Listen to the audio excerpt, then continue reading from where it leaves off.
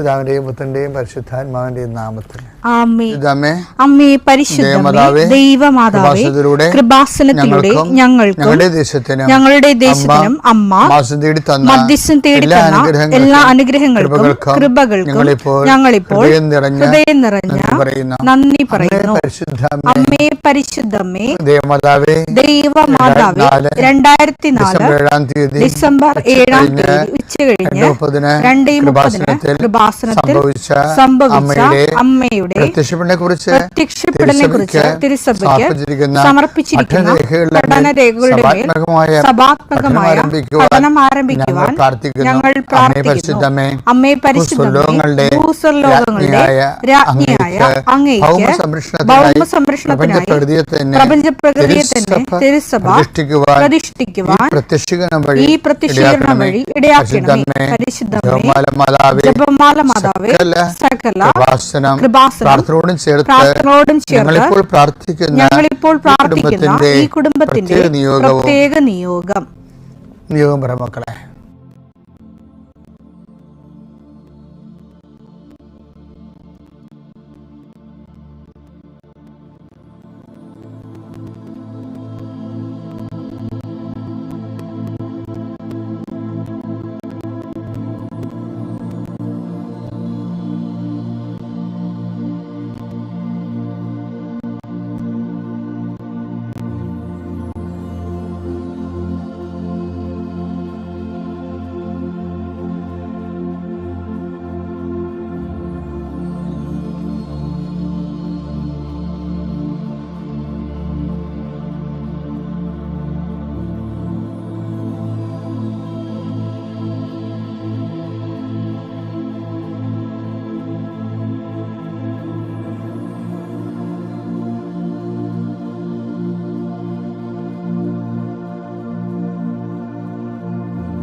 അമ്മയുടെ പ്രത്യക്ഷീകരണത്തിന്റെ ഈ അനുഗ്രഹവേളയിൽ ഞങ്ങൾക്ക് സാധിച്ചു തരുവാൻ കനിയണമേ.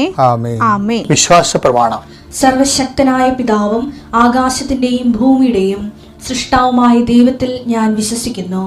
അവിടുത്തെ ഏകപുത്രനും ഞങ്ങളുടെ കർത്താവുമായ ഈശോമിശിഹായിലും ഞാൻ വിശ്വസിക്കുന്നു.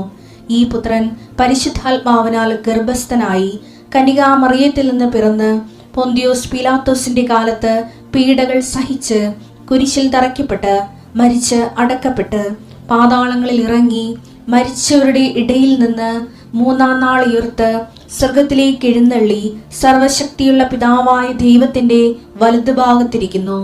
അവിടെ നിന്ന് ജീവിക്കുന്നവരെയും മരിച്ചവരെയും വിധിക്കുവാൻ വരുമെന്നും ഞാൻ വിശ്വസിക്കുന്നു. പരിശുദ്ധാത്മാവിലും ഞാൻ വിശ്വസിക്കുന്നു. വിശുദ്ധ കത്തോലിക്കാ സഭയിലും പുണ്യവാന്മാരുടെ ഐക്യത്തിലും പാപങ്ങളുടെ മോചനത്തിലും ശരീരത്തിന്റെ ഉയർപ്പിലും നിത്യമായ ജീവിതത്തിലും ഞാൻ വിശ്വസിക്കുന്നു. ആമേൻ. സ്വർഗ്ഗസ്ഥനായ ഞങ്ങളുടെ പിതാവേ, അങ്ങയുടെ നാമം പൂജിതമാകണമേ. അങ്ങയുടെ രാജ്യം വരണമേ. അങ്ങയുടെ തിരുമനസ് സ്വർഗത്തിലെ പോലെ ഭൂമിയിലും ആകണമേ. അന്നു വേണ്ടുന്ന ആഹാരം ഇന്ന് ഞങ്ങൾക്ക് തരണമേ. ഞങ്ങളോട് തെറ്റ് ചെയ്യുന്നവരോട് ഞങ്ങൾ ക്ഷമിക്കുന്നത് പോലെ ഞങ്ങളുടെ തെറ്റുകൾ ഞങ്ങളോടും ക്ഷമിക്കണമേ. ഞങ്ങളെ പ്രലോഭനത്തിൽ ഉൾപ്പെടുത്തരുതേ, തിന്മയിൽ ഞങ്ങൾ രക്ഷിക്കണമേ. ആമേൻ. നന്മ നിറഞ്ഞ മറിയമേ സ്വസ്തി, കർത്താവ് അങ്ങയുടെ കൂടെ സ്ത്രീകളിൽ അങ്ങ് അനുഗ്രഹിക്കപ്പെട്ടവളാകുന്നു. അങ്ങയുടെ ഉദരത്തിൻ ഫലമായി ഈശോ അനുഗ്രഹിക്കപ്പെട്ടവനാകുന്നു. പരിശുദ്ധ മറിയമേ തമ്പുരാന്റെ അമ്മേ, പാപികളായ ഞങ്ങൾക്ക് വേണ്ടി ഇപ്പോഴും ഞങ്ങളുടെ മരണസമയത്തും തമ്പുരാനോട് അപേക്ഷിക്കണമേ. ആമേൻ. കർത്താവേ, നിന്റെ ഉന്നതമായ നാമത്തിന് സ്വസ്ഥം ചെയ്യുന്നു. കർത്താവേ, നിന്റെ വിശുദ്ധ പൗരോഹിത്യത്തെ മഹത്വപ്പെടുത്തണമേ. കർത്താവേ, സഭയിലുള്ള സാന്നിധ്യം പ്രകടമാക്കണമേ. 40 വർഷം ഞാൻ അർപ്പിച്ച കുർബാനയുടെ യോഗ്യതയായി കൃപാസ്ഥാന ജീവനോടെ പ്രത്യക്ഷപ്പെട്ട മാതാവിൻ്റെ പ്രത്യക്ഷീകരണത്തിൻ്റെ യോഗ്യതയാൽ അൾത്താരയിൽ നടന്ന 10,000-കണക്കിന് ആരാധന ശക്തിയാൽ ദൈവവേദനെ നിന്നെയും നിന്റെ കുടുംബത്തെയും ഈശോ നാമത്തെ ആശീർവദിക്കുന്നു. ഇന്ന് നിന്റെ ജീവിതം അഭിമുഖീകരിക്കുന്ന എല്ലാ വിഷയങ്ങളും, നീ കണ്ടുമുട്ടുന്ന വ്യക്തികൾ, നീ ഭയക്കുന്ന വിഷയങ്ങൾ, ഇന്റർവ്യൂകൾ, ടെസ്റ്റുകൾ, യാത്ര ചെയ്തെത്തുന്ന ഇടങ്ങൾ, നിന്റെ ജോലിപ്പാടുകൾ, ശുശ്രൂഷ ഇടങ്ങൾ കർത്താവിൻ്റെ നാമത്തെ അനുഗ്രഹിക്കപ്പെടട്ടെ. സഞ്ചാരി മാതാവ്, സമയത്തിൻ്റെ അധികാരി, നിന്റെ ഉടമ്പടി വഴികളിലൂടെ നിന്നെ വേർപിരിയാതെ നിനക്ക് വേണ്ടി വാദിച്ചും നിന്നെ സപ്പോർട്ട് ചെയ്തും നിനക്ക് വേണ്ടി നീ ചെയ്യാനുള്ള ജോലി ഏറ്റെടുത്തും നിന്നെ സന്ധിക്കട്ടെ ദൈവവേദലെ. പിതാമ്പുത്രനും പരിശുദ്ധാത്മാശ്വരീക്കുക. എൻ്റെ പ്രിയപ്പെട്ടവരെ, ഇപ്പം നമ്മൾ ഇന്നലെയൊക്കെ കണ്ടത് എന്താണെന്ന് വെച്ചാൽ, ഇവനാരാണ്? കാറ്റും കടലും പോലും ഇവനെ അനുസരിക്കുന്നല്ലോ. അനുഭവത്തിലൂടെ കർത്താവ് ആരാണെന്ന് നമ്മൾ കണ്ടെത്താൻ ദൈവം നൽകുന്ന അവസരങ്ങളാണ് ജീവിതത്തിൻ്റെ കാലാവസ്ഥാ ഭേദങ്ങളെന്നുള്ളത് നമ്മൾ ഇന്നലെ കണ്ടു. ഇന്ന് പറയണത് സമൂഹത്തിൽ നിന്ന് വ്യത്യസ്തമായ ഒരു കാഴ്ചപ്പാട് എപ്പോഴും നിനക്ക് ക്രിസ്തുവിനെ കുറിച്ചുണ്ടാകണം. സമൂഹത്തിന് ക്രിസ്തുവിനെ കുറിച്ച്, നിങ്ങളുടെ വീട്ടിൽ 5 ക്രിസ്ത്യാനികളുണ്ട്, നീയും അപ്പനും ഭാര്യയും ഭർത്താവും മക്കളും എല്ലാം കൂടി 5 ക്രിസ്ത്യാനിയുണ്ട്. പക്ഷേ 5 ക്രിസ്ത്യാനിയും 5 ക്രിസ്തുവിനെയാണ് അറിയണത്. 5 ക്രിസ്തുവിനെ അതിൻ്റെ ഏറ്റവും മോസ്റ്റ് ഷാർപ്പ് ആൻഡ് പെർഫെക്റ്റ് ആയിട്ടുള്ള അറിവിലേക്ക് നമ്മൾ ഓരോരോ രീതികളിൽ വളർന്നുകൊണ്ടിരിക്കും. അതുകൊണ്ട് മറ്റുള്ളവർ ക്രിസ്തുവിനെ കുറിച്ച് എന്തറിയുന്നു എന്നുള്ളത് നമ്മൾക്ക് ക്രിസ്തുവിനെ കുറിച്ച് എന്തറിയണമെന്നുള്ളതിൻ്റെ ഒരു ദൂരമാണ്. അത് ഈശോ ചോദിക്കുന്നുണ്ട്, ഞാൻ ആരാണെന്നാണ് മറ്റുള്ള ആൾക്കാരൊക്കെ പറയണത്. മത്തായി 16:13. യേശു കേസറിയ ഫിലിപ്പി പ്രദേശത്തെത്തിയപ്പോൾ ശിഷ്യന്മാരോട് ചോദിച്ചു, മനുഷ്യപുത്രൻ ആരെന്നാണ് ജനങ്ങൾ പറയുന്നത്? മനുഷ്യപുത്രൻ ആരെന്നാണ് ജനങ്ങൾ പറയുന്നത്? ജനങ്ങളിപ്പോൾ എന്തല്ല, ഇപ്പം കർത്താവ് ഒരു പ്രവാചകനാണ് എന്ന് പറയും. അങ്ങനെ പല മനുഷ്യരും പല കാര്യങ്ങളും യേശുവിനെ കുറിച്ച് പറയും. അതൊന്നും നമ്മൾ ബാധിക്കുന്ന വിഷയങ്ങളേ അല്ല. ഇപ്പം ഞാൻ ആരാണെന്നാണ് ജനങ്ങൾ പറയണമെന്ന് പറയുമ്പോൾ, ആ ജനങ്ങൾ പറയുന്ന ക്രിസ്തു എന്തല്ല എന്നാണ് ജനങ്ങൾ പറയുന്നതെന്നാണ് നമ്മൾ മനസ്സിലാക്കേണ്ടത്. അല്ല ക്രിസ്തു എന്താണെന്ന് ജനങ്ങൾ പറയുന്നു എന്നല്ല, ക്രിസ്തു എന്തല്ല എന്നാണ് ജനങ്ങൾ പറയുന്നത്. ആ കാര്യം നാളെ നിൻ്റെ നേരെ ചോദ്യം വരും. എന്താണ്? ഞാൻ ആരാണെന്നാണ് നിങ്ങൾ പറയുന്നത്.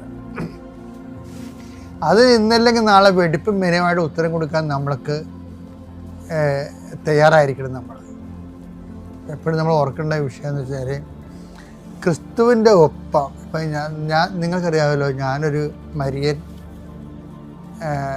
ശുശ്രൂഷകനാണ്. പക്ഷേ എൻ്റെ ടോക്കനിൽ നിങ്ങൾ കേട്ടിട്ടുണ്ട്. ഞാൻ ആരെക്കുറിച്ചാണ് പറയുന്നത്? ക്രിസ്തുവിനെ കുറിച്ചാണ് പറയുന്നത്. അപ്പോൾ എനിക്ക് മരിയൻ എന്താ? ക്രിസ്തുവിലേക്കുള്ളൊരു വാതിലാണ്. എനിക്ക് അമ്മയെ ഭയങ്കര ഇഷ്ടമാണ്. വളരെ ഞാനും അമ്മയായിട്ട് നല്ല പേഴ്സണൽ ബന്ധമുണ്ടെന്ന് ഞാൻ കരുതുന്നത്. അല്ല 2 പ്രാവശ്യം അമ്മ പ്രത്യക്ഷപ്പെടത്തില്ലല്ലോ. ഏറ്റവും വലിയ ഇമോഷണലായിട്ട് എന്നെ എടുത്തു മറിച്ച് കളഞ്ഞത് ഈജിപ്തിൽ വെച്ച് അമ്മ എനിക്ക് പ്രത്യക്ഷപ്പെട്ടതാണ്. ഞാൻ എൻ്റെ പുസ്തകം എഴുതിയിട്ടുണ്ട്, അതിപ്പോൾ പറയേണ്ട കാര്യമില്ല, പറയേണ്ട സമയത്ത് വീണ്ടും പറയും. ഇപ്പോൾ എന്താ പ്രശ്നം എന്ന് വെച്ച് കഴിഞ്ഞാൽ, അത്രയും ഇമോഷണലായിട്ടുള്ള അറ്റാച്ച്മെൻറ്റ് അമ്മയോട്ടുണ്ട്. എങ്കിലും ഞാൻ സംസാരിക്കുന്ന ആരെക്കുറിച്ചാണ്? ക്രിസ്തുവിനെ കുറിച്ചാണ്. എന്തിനാണ് ഞാൻ അമ്മയെ ഇത്ര ഇഷ്ടപ്പെടുന്നത്? ക്രിസ്തുവിനെ കൊടുക്കാൻ ദൈവം സെലക്ട് ചെയ്ത ആളാണ് അമ്മ. അമ്മ വയറ്റിലിട്ട് ക്രിസ്തുവിനെ വളർത്തിയ 10 മാസം ഉണ്ടല്ല, ഒരു വല്ലാത്ത ധ്യാനത്തിൻ്റെ ഒരു മാസമാണത്, 10 മാസം. എന്നിട്ട് അമ്മ പ്രസവിച്ച് ലോകത്തിന് വളർത്തിക്കൊടുത്തില്ലേ. ഇനി നമ്മുടെ എല്ലാ പഠനങ്ങളും എല്ലാവിധ അനുഭവങ്ങളും, പഠനങ്ങൾ മാത്രമല്ല അനുഭവങ്ങളും എല്ലാം എന്തിനാണ്? ക്രിസ്തുവിൻ്റെ ആത്യന്തികമായ അറിവിലേക്ക് നമ്മളെ കൊണ്ടുവരുന്നതായിരിക്കണം. കാര്യം ഒരു വ്യക്തിക്ക്, ഞാൻ പറഞ്ഞില്ലേ, ദൈവം നമ്മളോട് ഇൻട്രാക്ട് ചെയ്യണത് ആദ്യം അനുഗ്രഹം തരും. അപ്പോൾ നമ്മൾ ABCD ക്രിസ്ത്യാനിയാണെങ്കിൽ അനുഗ്രഹങ്ങളൊക്കെ തന്ന് അങ്ങനെ നമ്മൾ കുറച്ചുമ്പോൾ മരിച്ചു പോകും.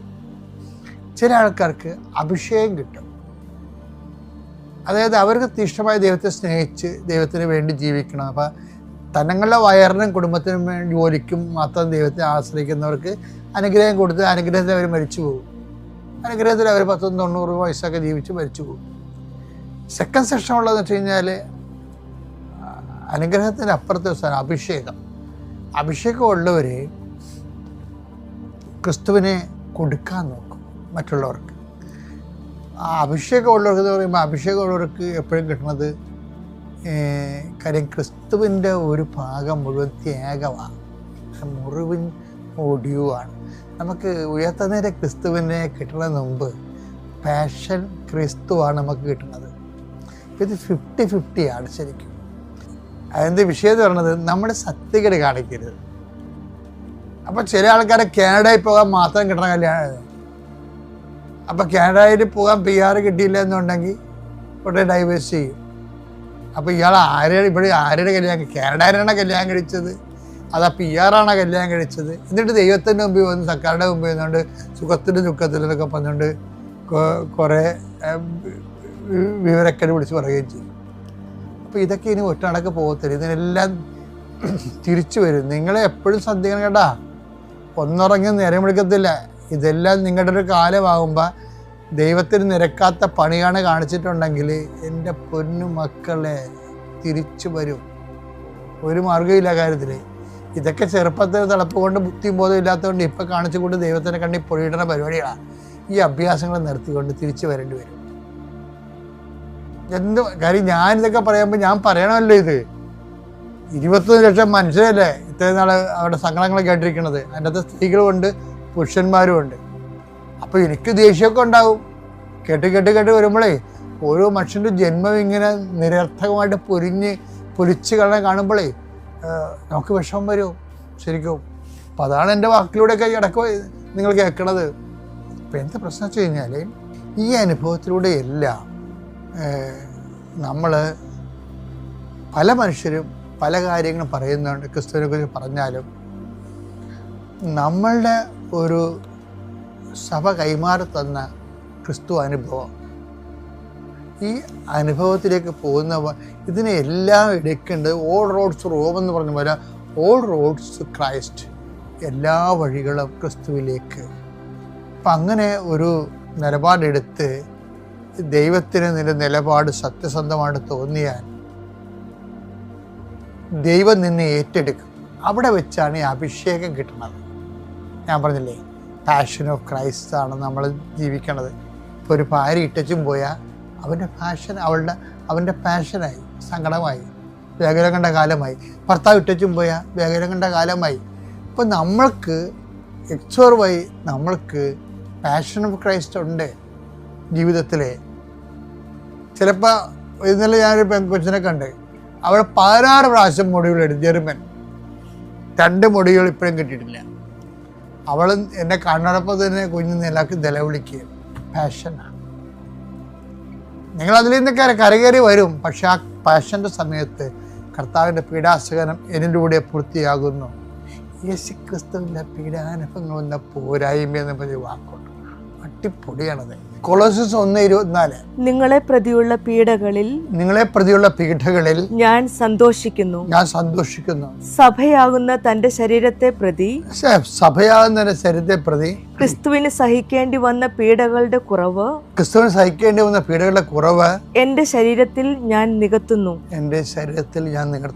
ബൈബിളിലെ ഏറ്റവും ടോപ്പ് വെളിപാടുകളിലൊന്നാണിത്. അത് ഞാൻ പറഞ്ഞില്ലേ, നമ്മുടെ പാഷൻ ഓഫ് ക്രൈസ്റ്റ് നമ്മളിലുണ്ട്.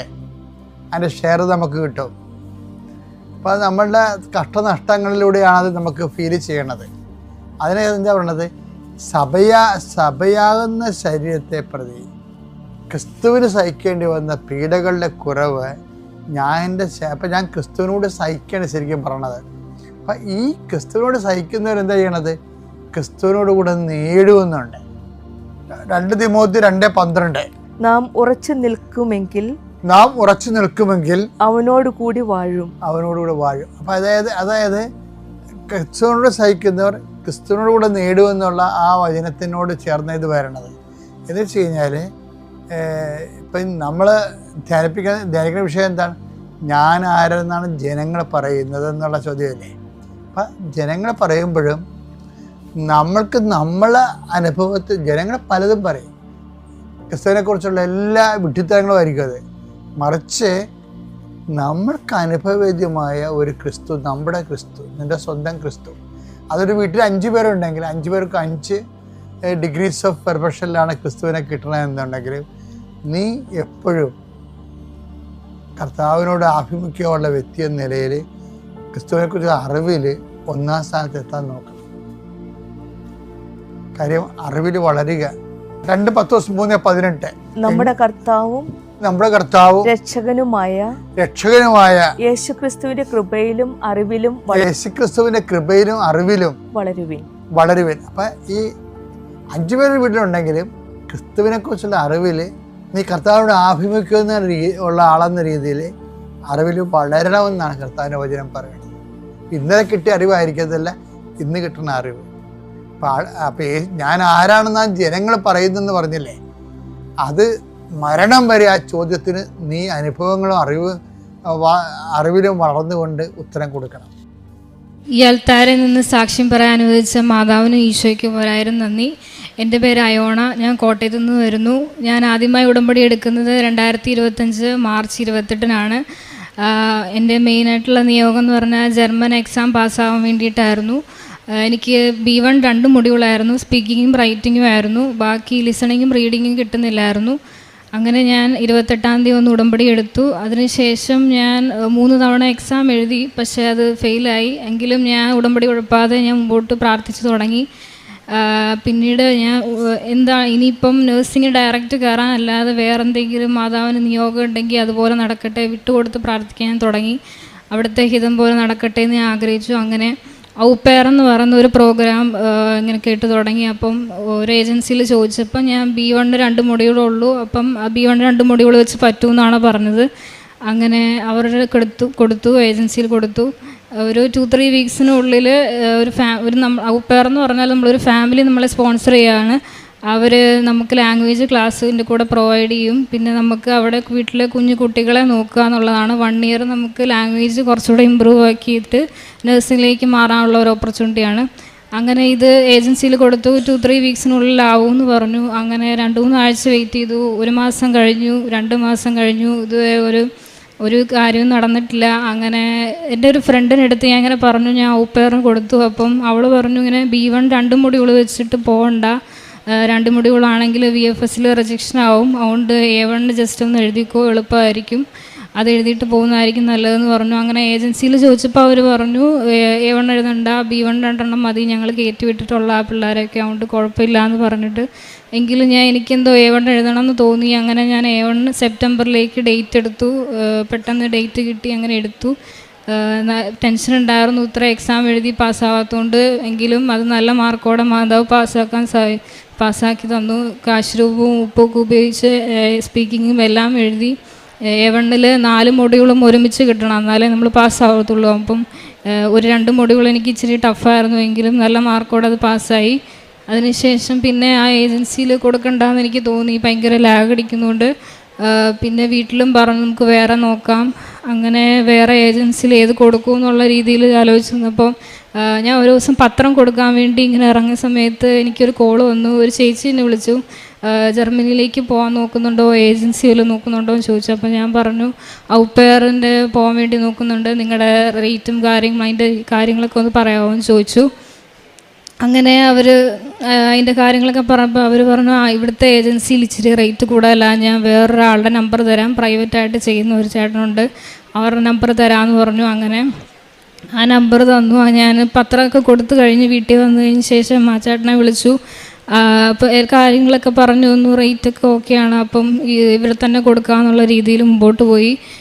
ഇപ്പോൾ ഇവർ പറഞ്ഞത് ആദ്യം നമ്മൾ VFSൽ സ്ലോട്ട് എടുക്കുക, അതിന് ശേഷമാണ് നമ്മൾ ഫാമിലീനെ നോക്കുക. ഒരു ഫാമിലിയിലോട്ട് നമ്മൾ പോകണമല്ലോ, ഫാമിലിയിലെ സ്ലോട്ട് എടുത്ത് കഴിഞ്ഞിട്ടാണ്, കാരണം മിക്ക ഫാമിലിയും സ്ലോട്ട് ഉണ്ടോ എന്ന് ചോദിച്ചിട്ടേ അവർ ഓക്കെ പറയത്തുള്ളൂ. അതുകൊണ്ട് സ്ലോട്ട് ആദ്യം എടുക്കാമെന്ന് പറഞ്ഞു. ഞാൻ ഈ ചേട്ടന് സെപ്റ്റംബർ 27-ാം തീയതിയാണ് കൊടുക്കുന്നത്.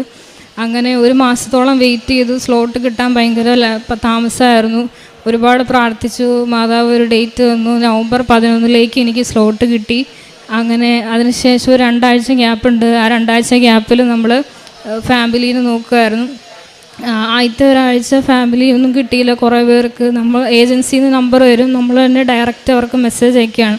അപ്പം കുറേ പേരുടെ അടുത്ത് ചോദിച്ചു, കുറേ പേർക്ക് ഇൻട്രസ്റ്റ് ഇല്ല, കുറേ പേര് ആദ്യം ഓക്കെ പറഞ്ഞു, പിന്നെ താല്പര്യമില്ല എന്ന് പറയുന്നു. അങ്ങനെ ആദ്യത്തെ ഒരാഴ്ച ഒരുപാട് ഫാമിലിയിൽ ചോദിച്ചിട്ട് അവരാരും ഓക്കെ പറഞ്ഞില്ല. പിന്നെ ഒരാഴ്ചയും കൂടെ ഉള്ളൂ. പിന്നെ എനിക്ക് ടെൻഷൻ തുടങ്ങി, ഇനിയിപ്പോൾ റെഡി ആകുമോ, കാരണം ഇത്രയും റേറ്റ് കൊടുത്ത് നമ്മൾ സ്ലോട്ട് എടുത്താണ് പോകാനുള്ള. ബാംഗ്ലൂരാണ് എനിക്ക് VFS കിട്ടിയത്, അപ്പോയിൻമെൻറ്റ് കിട്ടിയത്. അപ്പോൾ പോകാനുള്ള ട്രെയിൻ ടിക്കറ്റും എടുത്തു, എല്ലാം കിട്ടി. പക്ഷേ ഫാമിലി റെഡി ആവാമെന്നില്ല. അങ്ങനെ ലാസ്റ്റ് ഒരാഴ്ചയും കൂടെ ഉള്ളൂ. 10-ാം തീയതി എനിക്ക് ഇവിടുന്ന് പോകണം, 11-നാണ് എനിക്ക് അപ്പോയിൻമെൻറ്റ്. അങ്ങനെ ലാസ്റ്റത്തെ ആ ഒരാഴ്ചയിൽ വീണ്ടും ഒരുപാട് ഫാമിലിക്ക് മെസ്സേജ് അയച്ചു, ആരും റിപ്ലൈ തരുന്നില്ല, ചിലവരിപ്പോൾ എടുക്കുന്നില്ല, താല്പര്യമില്ല, അതിങ്ങനെ പറഞ്ഞു. അങ്ങനെ വേറൊരു ലാസ്റ്റ് അതിന് മുമ്പുള്ള ഒരാഴ്ച വ്യാഴാഴ്ച എനിക്കൊരു ഫാമിലി എന്നെ വിളിച്ചു.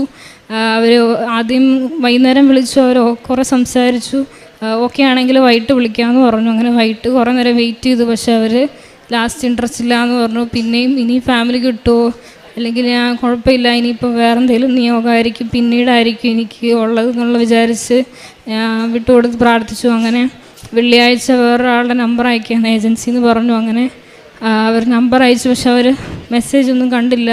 പിന്നെ പിറ്റേ ദിവസം ശനിയാഴ്ച ആയപ്പോൾ ഞാൻ ശരിക്കും സങ്കടപ്പെട്ടാണ് എണീറ്റ് വന്നത്. ഈ ശനി ഞായറും ഒന്നും നടക്കില്ല, 2 ദിവസം കൊണ്ട് ഫാമിലി റെഡിയാവില്ല, എനിക്ക് തിങ്കളാഴ്ച പോകണം, അപ്പോൾ റെഡിയാവില്ല എന്ന് വിചാരിച്ച്. പക്ഷേ ശനിയാഴ്ച രാവിലെ എണീറ്റ് വന്നപ്പോൾ ഒരു 9 മണി കഴിഞ്ഞപ്പോൾ ഒരു ഫാമിലി എനിക്ക് മെസ്സേജ് അയച്ചു.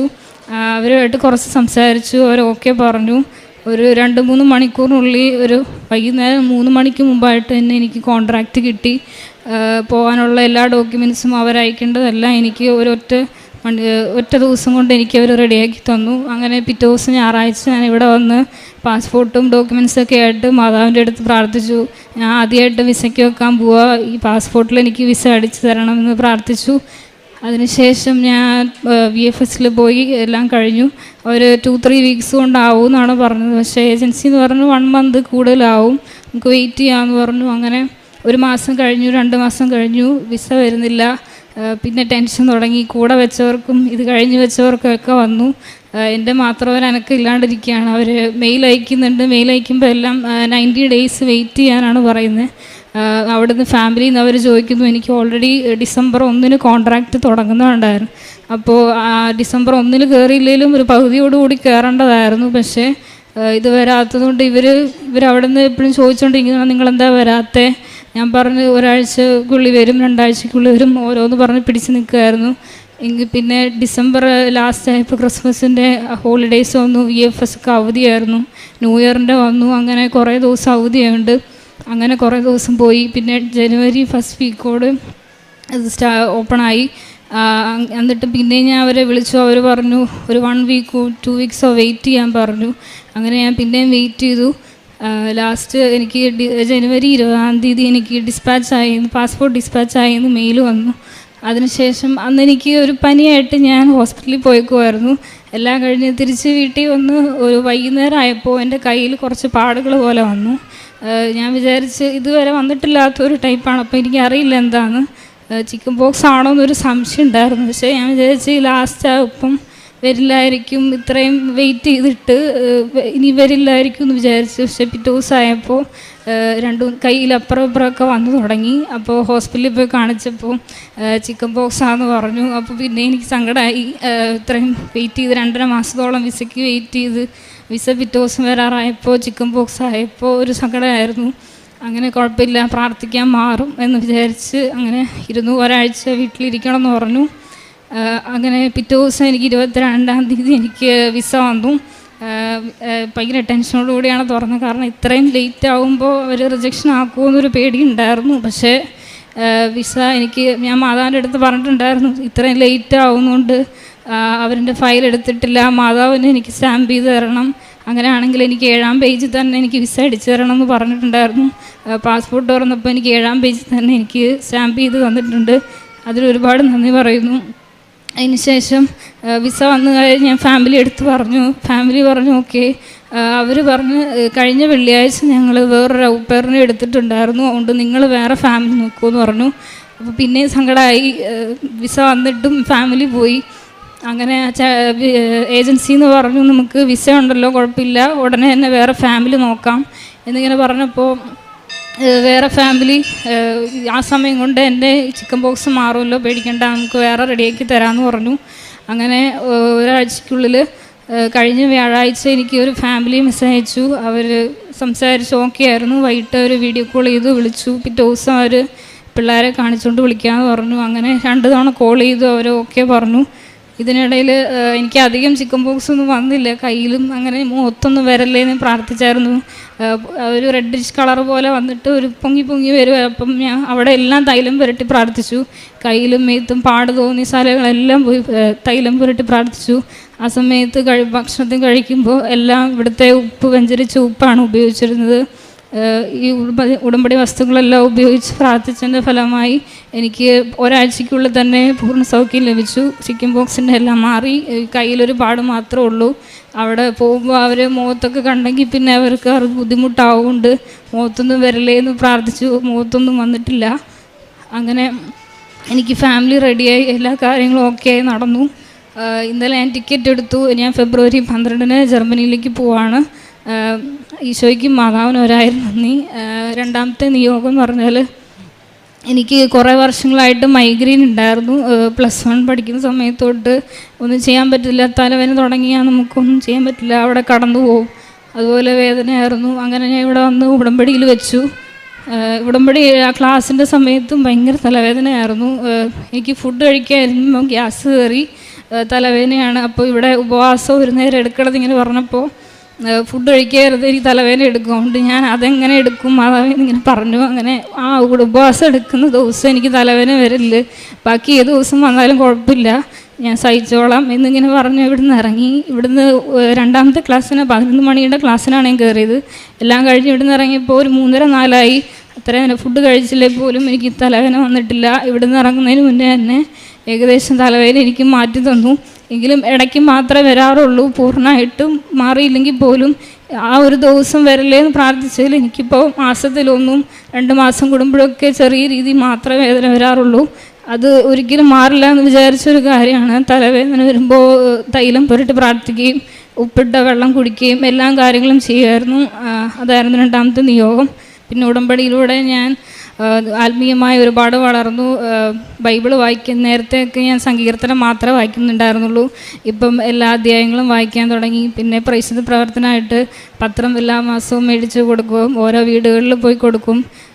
പിന്നെ കാരുണ്യപ്രവൃത്തിയായിട്ട് ഞങ്ങളുടെ അടുത്തുള്ള ഒരു ഓൾഡ് ഏജ് ഹോമിൽ എല്ലാ ആഴ്ചയിലും പോകാറുണ്ട്. ആദ്യം ഞാൻ അങ്ങനെ കാരുണ്യപ്രവൃത്തി ചെയ്യുന്നുണ്ടായിരുന്നില്ല.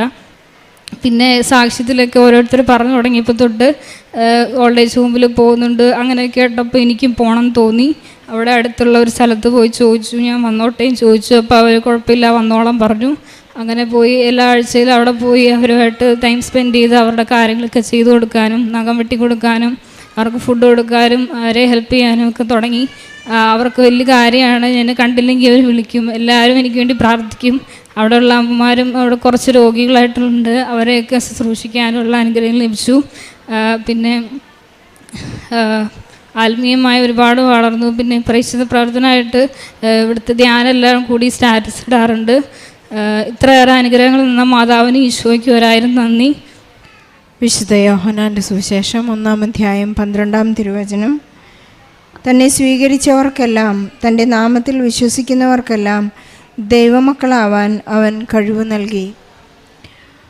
അയോണ എന്ന മകളുടെ ഈ സാക്ഷ്യം തികച്ചും not by merit but by grace എന്ന ഉടമ്പടി അടിസ്ഥാനത്തിൽ പരിശുദ്ധ അമ്മയുടെ മധ്യസ്ഥതയിൽ ഈ മകൾക്ക് ലഭിച്ച വലിയ സാക്ഷ്യമാണ്. വളരെയധികം പരിശ്രമിച്ച് പരാജയപ്പെട്ട് പിന്മാറണോ അല്ലെങ്കിൽ അതിനോട് പൊരുത്തപ്പെടണോ എന്നെല്ലാമുള്ള ഒരു ആശങ്കയിലാണ് ഈ മകൾ ഉടമ്പടി പ്രാർത്ഥനയിലൂടെ മുന്നോട്ട് പോയിക്കൊണ്ടിരുന്നത്. പക്ഷേ ഓരോ സ്റ്റെപ്പും മുന്നോട്ട് പോകുമ്പോൾ മറ്റുള്ളവർക്കെല്ലാം ലഭിക്കുന്നു, അവർ പ്രാർത്ഥിച്ചതെല്ലാം അവർക്ക് സാധിക്കുന്നു, എനിക്ക് മാത്രമുള്ള വിസ ലഭിക്കുന്നില്ല, എനിക്ക് മാത്രം അവിടെ പോയി പഠിക്കാനുള്ളൊരു സാധ്യത എന്തുകൊണ്ട് സാധിക്കുന്നില്ല എന്നെല്ലാം വളരെ സങ്കടത്തോടു കൂടി പരിശുദ്ധ അമ്മയോട് പ്രാർത്ഥിക്കുമ്പോഴാണ് എല്ലാം സാധ്യമാകുന്നത്. നമുക്കറിയാം, നമ്മുടെ ഉടമ്പടി ലാഗ് ചെയ്യുന്നുണ്ടെങ്കിൽ പരിശുദ്ധ അമ്മ നമുക്കൊരു വലിയ ഓഫറാണ് നൽകുന്നത്. ഈ മകൾക്ക് അവിടെ പോയി പഠിക്കാനും അതുപോലെ തന്നെ അവിടെ താമസിക്കുവാനുള്ള അക്കോമഡേഷൻ, ഫാമിലി എല്ലാം ശരിയാക്കി, എല്ലാം കൃത്യമായി ശരിയായതിന് ശേഷമാണ് ഈ മകളെ ഇന്ന് പരിശുദ്ധ അമ്മ ജർമ്മനിയിലേക്ക് കൂട്ടിക്കൊണ്ടുപോകുന്നത്. അതിനിടെയുണ്ടായ വലിയ സംഘർഷങ്ങളെല്ലാം തരണം ചെയ്യാനും അതുപോലെ തന്നെ കാരുണ്യപ്രവൃത്തികളിലൂടെ മറ്റുള്ളവരോട് എങ്ങനെ സ്നേഹത്തോടുകൂടി പെരുമാറണം, തന്നെ മാറ്റി നിർത്തി ഈശോയെ കാണുവാനും ഈശോയെ കൊടുക്കുവാനുള്ള ഒരു വലിയ കൃപയാണ് ഉടമ്പടി ജീവിതത്തിലൂടെ ഈ മകൾക്ക് ലഭിച്ചിരിക്കുന്നത്. ജോസഫ് അച്ഛൻ കഴിഞ്ഞ ദിവസങ്ങളിലെ ദിവ്യബലിയിൽ അച്ഛൻ്റെ പ്രസംഗത്തിൽ പറയുകയുണ്ടായി, 3 തരത്തിലാണ് ഈ ഉടമ്പടി തരംതിരിക്കുന്നത്.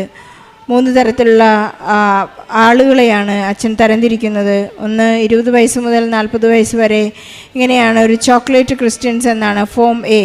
ഫോം ബിയെ കുറിച്ച് അച്ഛൻ പറയുന്നത് ഡൗട്ടിങ് ക്രിസ്ത്യൻസ്, എനിക്ക് കിട്ടുമോ, എൻ്റെ ജോലി, വിവാഹം, എനിക്ക് കുഞ്ഞ്, ഇങ്ങനെയുള്ള കാര്യങ്ങളെല്ലാം നടക്കുമോ എന്ന് വളരെ അല്പം സംശയത്തോടു കൂടി പരിശുദ്ധ അമ്മയെ സമീപിക്കുന്നവർ. ഫോം സി ഉള്ള ക്യാരക്ടറുള്ള ആളുകളെക്കുറിച്ച് അച്ഛൻ പറയുന്നതാണ് ദേ പ്രൊഫസ്, അവർ ഈശോയെ എപ്പോഴും പ്രഖ്യാപിച്ചുകൊണ്ടിരിക്കും. നമ്മളെല്ലാവരും ആ ഫോം സിയിലേക്ക് വരാനാണ് അച്ഛൻ ആഗ്രഹിക്കുന്നതും നമുക്ക് വേണ്ടി ത്യാഗം ചെയ്ത് പ്രാർത്ഥിക്കുന്നതും. ഓരോ തവണയും അച്ഛൻ നമ്മെ ബ്ലെസ് ചെയ്ത് പ്രാർത്ഥിക്കുമ്പോൾ ഡെയിലി ബ്രെഡിലൂടെയും ചൊവ്വാഴ്ചകളിലെ ധ്യാനങ്ങളിലൂടെയും എല്ലാം ലോകം മുഴുവനിലുള്ള എല്ലാ ഉടമ്പടിയെടുത്ത മക്കളെയും അച്ഛൻ പ്രാർത്ഥിച്ച് ആശീർവദിച്ച് നമ്മെ അനുഗ്രഹിക്കുന്നത് ഒന്നിനു വേണ്ടി മാത്രമാണ്. ഈശോ കൈമാറ്റം നടക്കുവാൻ, ക്രിസ്തു നമ്മിൽ രൂപപ്പെടുവാനുള്ള ഒരു വലിയ ഫോർമേഷനാണ് ജോസഫ് അച്ഛൻ നമുക്ക് നൽകുന്നത്. അയോണ അത് നേടിയെടുക്കുന്ന പ്രോസസ്സിലാണ്. ഈശോ മാത്രമേ എനിക്ക് രക്ഷകനായിട്ടുള്ളൂ എന്ന് ഏറ്റുപറയാനുള്ള ഒരു ധൈര്യം. ഇന്ന് മകൾ ജർമ്മനിയിലേക്ക് ഒരു മിഷണറിയായി പോകാനുള്ള ഒരു വിളി കൂടി മകൾക്ക് ലഭിച്ചിരിക്കുകയാണ്. കാരണം നാം ഓരോരുത്തരും ഉടമ്പടിയെടുത്ത ഓരോരുത്തരും ഓരോ മിഷണറിയാണ്. ഈശോയെ ലോകത്തോളം എത്തിക്കുവാനുള്ള വലിയൊരു കടമ നമുക്കുണ്ട്. നമുക്കെല്ലാവർക്കും, എല്ലാ മക്കളും ആരൊക്കെയാണോ ഉടമ്പടിയെടുത്ത് തങ്ങളുടെ ജീവിതവൃത്തിക്ക് വേണ്ടിയും രണ്ടറ്റം കൂട്ടിമുട്ടിക്കാനെല്ലാം വേണ്ടി പരിശ്രമിക്കുന്നവർ, കുടുംബത്തിലെ കലഹങ്ങളും കഷ്ടപ്പാടുകളും എല്ലാം മാറാനായി ഇവിടെ വന്നിരുന്ന് കണ്ണീരൊഴുപ്പി പ്രാർത്ഥിക്കുന്ന എല്ലാവർക്കും വേണ്ടി അവരുടെ നിയോഗങ്ങളെ ഈ സാക്ഷ്യത്തോട് ചേർത്ത് വെച്ച് നമുക്ക് ഈശോയ്ക്കും പരിശുദ്ധ അമ്മയ്ക്കും നല്ല ഒരു കയ്യടി നൽകി അയോണയുടെ സാക്ഷ്യം നമുക്ക് സമർപ്പിക്കാം. ദൈവതിരുനാമത്തിന് മഹത്വം ഉണ്ടാകട്ടെ. പരിശുദ്ധ അമ്മ മാതാവ് ജീവനോട് പ്രത്യക്ഷപ്പെട്ട ഈ അൾത്താരയിൽ നിൽക്കാനായിട്ട് സഹായിച്ച പരിശുദ്ധ അമ്മ മാതാവിനും ഈശോപ്പയ്ക്കും കൊടാനുകൂടി നന്ദി. എൻ്റെ പേര് ജൂലി സെബാസ്റ്റ്യൻ. ഞാൻ തൃശ്ശൂരിൽ നിന്ന് സെൻറ്റ് ജോർജ് ഓർത്തഡോക്സ് സഭാംഗമാണ്. ഞാൻ നേഴ്സായിട്ട് ന്യൂസിലൻഡിലാണ് വർക്ക് ചെയ്യണത്. ഇവിടെ ഞാൻ ഉടമ്പടിയെപ്പറ്റി, ഇതെൻ്റെ ഹസ്ബൻഡ് നിതിൻ ആൻഡ് ഇത് എൻ്റെ ബേബി അന്ന മരിയ. ഞങ്ങൾ തൃശ്ശൂരിൽ നിന്നാണ് വരുന്നത്. ഞാനിവിടെ ഉടമ്പടിയെപ്പറ്റി, കൃപാസനത്തെപ്പറ്റി കേട്ടത് എൻ്റെ മമ്മി പറഞ്ഞിട്ടാണ്. എൻ്റെ മമ്മി 2018 ഇവിടെ വന്ന് ഉടമ്പടി എടുത്തിട്ടുണ്ട്. അതുപോലെ തന്നെ എൻ്റെ ബന്ധുമിത്രാദികളൊക്കെ ഇവിടെ വന്ന് ഉടമ്പടി എടുത്തിട്ടുണ്ട്. പരിശുദ്ധ അമ്മയെപ്പറ്റി, അമ്മ മാതാവ് ഒത്തിരിയേറെ മക്കൾക്ക് കൊടുത്ത അനുഗ്രഹങ്ങളെപ്പറ്റി ഞാൻ കേട്ടിട്ടുണ്ട്. അങ്ങനെ ഞാൻ ആദ്യമായിട്ട് ഓൺലൈൻ ഉടമ്പടി എടുത്തു. ഓൺലൈൻ ഉടമ്പടി എടുത്ത് സമയത്ത് ഞാൻ കാനഡയ്ക്ക് വേണ്ടി എൻ്റെ പ്രോസസ്സിങ് നടന്നുകൊണ്ടിരിക്കുമായിരുന്നു. അന്നേരം ഒത്തിരിയേറെ തടസ്സങ്ങളായിരുന്നു. ഞങ്ങൾ കാനഡ പ്രൊസീജിയർ ഇങ്ങനെ നടന്നുകൊണ്ടിരിക്കുകയായിരുന്നു. ആ സമയത്ത് ഞാൻ ഖത്തറിൽ ഹമദിലാണ് വർക്ക് ചെയ്തുകൊണ്ടിരുന്നത്. എന്നിട്ട് എൻ്റെ ഹസ്ബൻഡ് ആ സമയത്ത് നാട്ടിലായിരുന്നു. ഹസ്ബൻഡ് വന്ന് തീർത്ഥാടന ഉടമ്പടി എടുക്കുകയുണ്ടായി. പക്ഷേ അത് കണ്ടിന്യൂ ചെയ്യാനായിട്ട് ഹസ്ബൻഡിന് സാധിച്ചില്ല. ഹസ്ബൻഡ് ഉടമ്പടി എടുത്തു കഴിഞ്ഞ സമയത്താണ് എനിക്ക് കാനഡയിൽ നിന്നൊരു ന്യൂ ഫോൺലാൻഡിൻ്റെ സബ്മിഷനൊക്കെ കിട്ടിയതും അതുമായി ബന്ധപ്പെട്ട എല്ലാ കാര്യങ്ങളും ഇനി സബ്മിറ്റ് ചെയ്തു. പക്ഷേ മറ്റുള്ളവർക്കെല്ലാം കിട്ടി കഴിഞ്ഞിട്ടും എനിക്ക് എൻ്റെ പ്രൊസീജിയർ മുന്നോട്ട് പോയില്ല. അപ്പം ഞാനത് വിശ്വസിച്ചു. ഹസ്ബൻഡ് അത് കണ്ടിന്യൂ ചെയ്യാത്തത് കൊണ്ടാണ് ഇങ്ങനെ എല്ലാം സംഭവിച്ചതെന്ന്. അങ്ങനെ ഇരിക്കുന്ന സമയത്താണ് ഞാൻ ന്യൂസിലൻഡിലേക്ക് വേണ്ടിയിട്ടുള്ള എൻ്റെ സബ്മിഷൻ കൊടുത്തത്. ന്യൂസിലൻഡിൽ കൊടുത്ത സമയത്ത് അതും ഒത്തിരിയേറെ തടസ്സങ്ങളായിരുന്നു. അപ്പം ഞാൻ ഖത്തറിൽ ഇങ്ങനെ വർക്ക് ചെയ്തുകൊണ്ടിരുന്ന സമയത്ത് ഞങ്ങൾക്ക് കല്യാണം കഴിഞ്ഞിട്ട് 4 വർഷമായിരുന്നു. ഞങ്ങൾ ബേബിക്ക് വേണ്ടി ഒന്ന് സെറ്റിലായിട്ട് ബേബിനെ നോക്കുന്നുണ്ടായിരുന്നുള്ളൂ. പക്ഷേ വീട്ടുകാരും നാട്ടുകാരും എല്ലാം ഇങ്ങനെ ചോദിക്കാൻ തുടങ്ങിയപ്പോഴത്തേക്ക് ഞങ്ങൾ പിന്നെ അതിനു വേണ്ടി ട്രൈ ചെയ്തിട്ട് നാച്ചുറലി ബേബി ഉണ്ടാകാത്തൊരവസ്ഥയായി. അങ്ങനെ പല ഹോസ്പിറ്റലിൽ കാണിക്കാൻ തുടങ്ങി. അപ്പം ജോബിൻ്റെ കാര്യം ഞങ്ങൾ അവിടെ വെച്ച് ഒന്ന് സ്റ്റോപ്പ് ചെയ്തു. ഞാൻ ഖത്തറിൽ നിന്ന് റിസൈൻ ചെയ്തു. ജോബിൻ്റെ കാര്യം അവിടെ വെച്ച് സ്റ്റോപ്പ് ചെയ്തു. എന്നിട്ട് പല ഹോസ്പിറ്റലിൽ കാണിക്കാൻ വേണ്ടി തുടങ്ങി. പക്ഷേ എല്ലാ ടെസ്റ്റുകളും നോർമലായിരുന്നു. ഒരു കുഴപ്പമൊന്നും ഉണ്ടായിരുന്നില്ല. അങ്ങനെ ഇരിക്കുന്ന സമയത്ത് ഒരു ഹോസ്പിറ്റലിൽ ചെന്നപ്പോഴത്തേക്ക് അവർ നിങ്ങൾക്ക് ഇങ്ങനെ വർഷങ്ങൾ നീണ്ടുപോകല്ലേ, നിങ്ങൾ IVF ചെയ്യുമെന്ന് പറഞ്ഞുകൊണ്ട് അവരത് സജസ്റ്റ് ചെയ്തു. അപ്പം ഞങ്ങൾക്ക് IVF ചെയ്യാനായിട്ട് താല്പര്യമുണ്ടായിരുന്നില്ല. കാരണം പരിശുദ്ധ അമ്മ മാതാവും ഈശോയും ഒത്തിരിയേറെ മക്കൾക്ക് നൽകിയ അനുഗ്രഹങ്ങളെപ്പറ്റി ഞാനിങ്ങനെ നിരന്തരം യൂട്യൂബിലൊക്കെ ഇങ്ങനെ സാക്ഷ്യങ്ങൾ കേട്ടുകൊണ്ടിരിക്കുകയായിരുന്നു. അപ്പം പരിശുദ്ധ അമ്മ മാതാവിന് ഈശോയ്ക്കും എല്ലാം സാധ്യമാണെന്ന് എനിക്ക് നല്ല ഉറപ്പുണ്ടായിരുന്നു. അതുകൊണ്ട് വേറൊരു ട്രീറ്റ്മെൻറ്റ് ചെയ്യുവാനായിട്ട് എനിക്ക് താല്പര്യമില്ലായിരുന്നു. അങ്ങനെ ഒരു പ്രാവശ്യം ഞങ്ങൾ അച്ഛനെ കാണാൻ വേണ്ടി തലയ്ക്ക് പിടിച്ച് പ്രാർത്ഥിക്കാൻ വേണ്ടി ഇവിടെ വന്നപ്പോഴത്തേക്ക് അച്ഛൻ ഇങ്ങനെ പ്രാർത്ഥിച്ചിട്ട് 42 എന്നൊരു സംഖ്യ പറഞ്ഞു. പക്ഷെ ഞങ്ങൾക്ക് 42ആയിട്ട് ബന്ധപ്പെട്ട് ഞാൻ കുറേ മാസങ്ങളായിട്ട് പ്രാർത്ഥിച്ചിട്ട് എനിക്ക് 42 എന്താണെന്ന് മനസ്സിലായില്ല. അപ്പോൾ ഞാൻ അച്ഛൻ്റെ ഒരു ഉടമ്പടി ധ്യാനം നടക്കുന്നതിന് മുന്നേ ഞാൻ എല്ലാ ചൊവ്വാഴ്ചയും ഉടമ്പടി ധ്യാനം കൂടാറുണ്ട്. അന്ന് ഒരു ഉടമ്പടി ധ്യാനം കൂടുന്നതിന് മുന്നേ തന്നെ ഞാൻ ശക്തിയായിട്ട് ഇങ്ങനെ മാതാവിനോട് തീക്ഷ്ണമായിട്ട് ഇങ്ങനെ പ്രാർത്ഥിച്ചു, മാതാവേ അച്ഛൻ എന്താണ് 42 എന്ന് പറഞ്ഞത് എനിക്ക് എന്തായാലും ഒന്ന് കാണിച്ചു തരണം. അന്ന് ഉടമ്പടി ധ്യാനത്തിൽ പങ്കെടുത്ത് സമയത്ത് അച്ഛൻ മറ്റൊരാളുടെ സാക്ഷ്യം പറഞ്ഞുകൊണ്ടിരിക്കുന്ന സമയത്ത് ഇങ്ങനെ ലൂക്ക 1:42 ഇങ്ങനെ എടുത്തെടുത്ത് പറഞ്ഞു. അപ്പോൾ ഞാൻ ലൂക്ക 1:42 ഇത് 42 ആണല്ലോ അച്ഛൻ പറയുന്നത്. അപ്പം ഞാൻ ലൂക്ക 1:42 എടുത്ത് വായിച്ചു നോക്കിയപ്പോഴത്തേക്ക് സ്ത്രീകളിൽ നീ അനുഗ്രഹീത, നിൻ്റെ ഉദരഫലവും അനുഗ്രഹിക്കപ്പെട്ടത്, അതാണ് എനിക്ക് ലഭിച്ചത്. അപ്പം ഞാനിങ്ങനെ ഓർത്തിതെന്താണ് ഇങ്ങനെ. അപ്പം ജപമാലയ്ക്കകത്ത് നമ്മൾ നന്മ നിറഞ്ഞ മറിയമേ നിനക്ക് സ്വസ്തി, കർത്താവ് അമ്മയോട് കൂടെ സ്ത്രീകളിൽ നീ അനുഗ്രഹിക്കപ്പെട്ടവളാകുന്നു, നിൻ്റെ ഉദരഫലവും അനുഗ്രഹിക്കപ്പെട്ടത്, അങ്ങനെയാണല്ലോ ചെല്ലുന്നത്. ഞാൻ നിരന്തരം ജപമാല ചൊല്ലി നടക്കുന്ന ആളാണ്. അപ്പം അച്ഛൻ അതിലൂടെ പറഞ്ഞത് ജപമാല ചൊല്ലി ഇങ്ങനെ നിയോഗം വെച്ച് പ്രാർത്ഥിക്കുക, തീർച്ചയായിട്ടും ഭാവന ലഭിക്കും എന്നാണ്. ദൈവത്തിന് എല്ലാം സാധ്യമാണെന്ന് അതിലൂടെ തെളിഞ്ഞു. അങ്ങനെ ഞങ്ങൾ ഒരു ട്രീറ്റ്മെൻറ്റും കൂടാതെ പരിശുദ്ധ അമ്മ മാതാവ് ഞങ്ങൾക്ക് ബേബിനെ തന്നു. എല്ലാവരും IVF ചെയ്യണമെന്ന് പറഞ്ഞു. ഒരു കുഴപ്പമില്ല, എന്നാലും വർഷങ്ങളായിട്ട് നീണ്ടു പോകുന്നത് കൊണ്ട് IVF ചെയ്യണമെന്ന് പറഞ്ഞ് പലയിടത്തും ഡോക്ടർ പറഞ്ഞപ്പോഴും ഞാൻ പറഞ്ഞു, ഇല്ല, ഞങ്ങൾ വിശ്വസിക്കുന്നത് ദൈവമായ കർത്താവിലാണ്, ദൈവമായ കർത്താവിന് എല്ലാം സാധ്യമാണ്. അതുപോലെ തന്നെ ഒരു ട്രീറ്റ്മെൻറ്റും കൂടാതെ തന്നെ പരിശുദ്ധ അമ്മ മാതാവും ഈശോപ്പായും ഞങ്ങൾക്ക് ബേബിനെ നൽകി. ബേബിയുടെ പേര് അന്ന മരിയ എന്നാണ് ഞങ്ങൾ ഇട്ടിരിക്കുന്നത്. 2025 ഒക്ടോബർ 23 ഒക്ടോബർ മാസം ജപമാല മാസത്തിൽ തന്നെയാണ് ഈ ബേബിനെ ഞങ്ങൾക്ക് ലഭിച്ചത്. അത് വളരെ വളരെ അത്ഭുതകരമായിട്ടുള്ള ഒരു സാക്ഷ്യമാണ് 8 വർഷത്തിന് ശേഷം. അടുത്തതായിട്ട് എനിക്ക് സാക്ഷ്യം പറയാനുള്ളത്, ഞാൻ പറഞ്ഞല്ലോ ജോബിന് വേണ്ടി അപ്ലൈ ചെയ്തിരുന്നുകൊണ്ട് ഞങ്ങൾ ഖത്തറിൽ നിന്ന് റിസൈൻ ചെയ്ത് നാട്ടിൽ വന്ന് കുറച്ച് കാലം നിന്നായിരുന്നു. എന്നിട്ട് ഞങ്ങൾ ന്യൂസിലൻഡ്, UK, അയർലൻഡ് ഇങ്ങനെ ഓരോരോ സ്ഥലത്തും അപ്ലൈ ചെയ്തു. എനിക്ക് എല്ലാ സ്ഥലത്തുനിന്നും ഓഫർ ലെറ്റർ വന്നു. കാനഡയുടെ പ്രൊസീജിയർ ഞങ്ങൾ സ്റ്റോപ്പ് ചെയ്തായിരുന്നു. അപ്പം ബേബിയുടെ കാര്യം വന്നുകൊണ്ട് അപ്പം ന്യൂസിലൻഡിൻ്റെ പ്രൊസീജിയർ ഇങ്ങനെ മുന്നോട്ട് പോയിക്കൊണ്ടിരിക്കുകയാണ്. അപ്പോഴാണ് ന്യൂസിലൻഡിൻ്റെ അപ്ലൈ ചെയ്ത് കഴിഞ്ഞപ്പോഴത്തേക്ക് വിസയ്ക്ക് ഒത്തിരിയേറെ തടസ്സമുണ്ടായി. വിസയ്ക്ക് ഞാൻ കമ്പ്യൂട്ടറൈസ്ഡ് OET എക്സാമാണ് എഴുതിയത്.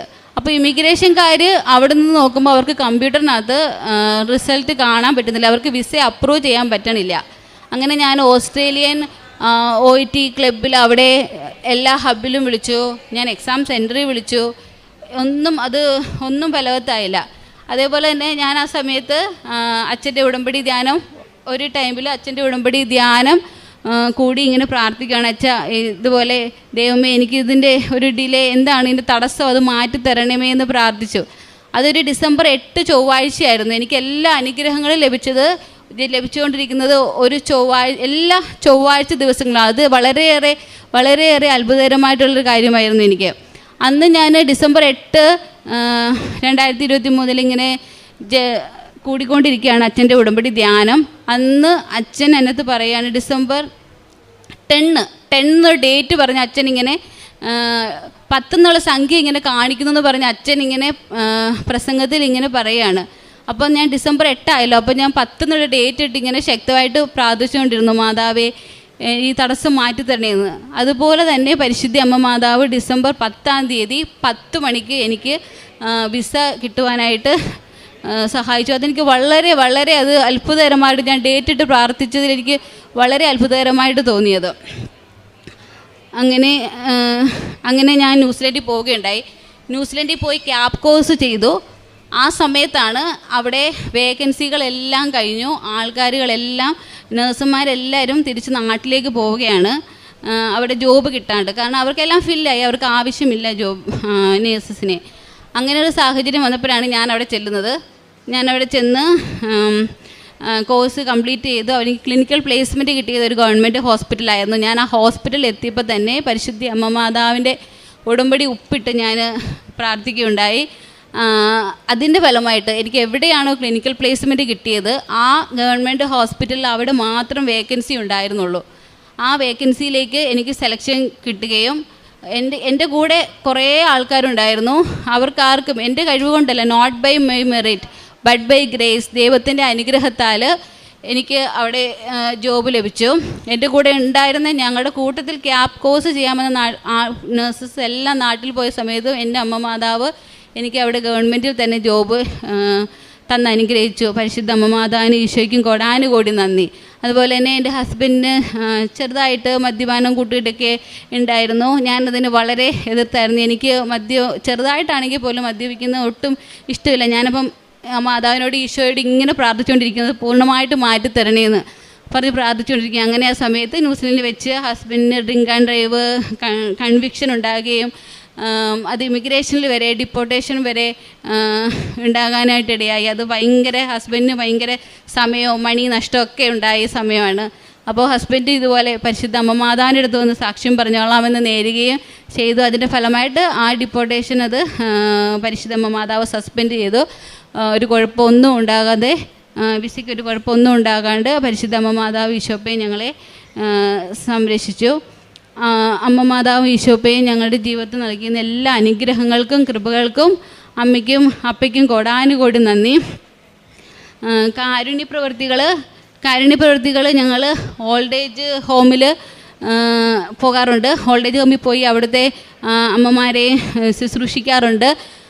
അവർക്ക് വേണ്ടുന്ന ഫുഡും അവർക്ക് വേണ്ടുന്ന സാധനങ്ങളൊക്കെ ഞങ്ങൾ മിക്ക മാസങ്ങളിലും പോയി, ഞങ്ങളില്ലെങ്കിലും വീട്ടിൽ അമ്മേനെയും അപ്പനെയും കൊണ്ട് പോയി അവിടെ സഹായിക്കാറുണ്ട്. എൻ്റെ ഹോസ്പിറ്റലിൽ തന്നെ രോഗി ശുശ്രൂഷ ഞാൻ ചെയ്തുകൊണ്ടിരിക്കുന്നത്, എൻ്റെ ഹോസ്പിറ്റലിൽ തന്നെ എൻ്റെ രോഗികൾക്ക് ഞാൻ വേണ്ടുന്ന കാര്യങ്ങളെല്ലാം നന്നായിട്ട് ചെയ്തു കൊടുക്കാനും അവരോട് ഈശോയെപ്പറ്റി മാതാവിനെ പറ്റി പറയുവാനായിട്ടും എനിക്ക് സാധിച്ചു. ആത്മീയ ജീവിതം ഞാൻ ചെറുപ്പം മുതലേ ജപമാല ചൊല്ലി അമ്മ മാതാവിൻ്റെ കൊണ്ട് നടക്കുന്ന ആളാണ്. ജപമാല എപ്പോഴും എൻ്റെ കൂടെ എൻ്റെ പോക്കറ്റിലുണ്ടായിരിക്കും, എൻ്റെ കയ്യിലുണ്ടായിരിക്കും. ഞാൻ എവിടെ പോയാലും ജപമാല ചൊല്ലി നടക്കുന്ന ആളാണ്.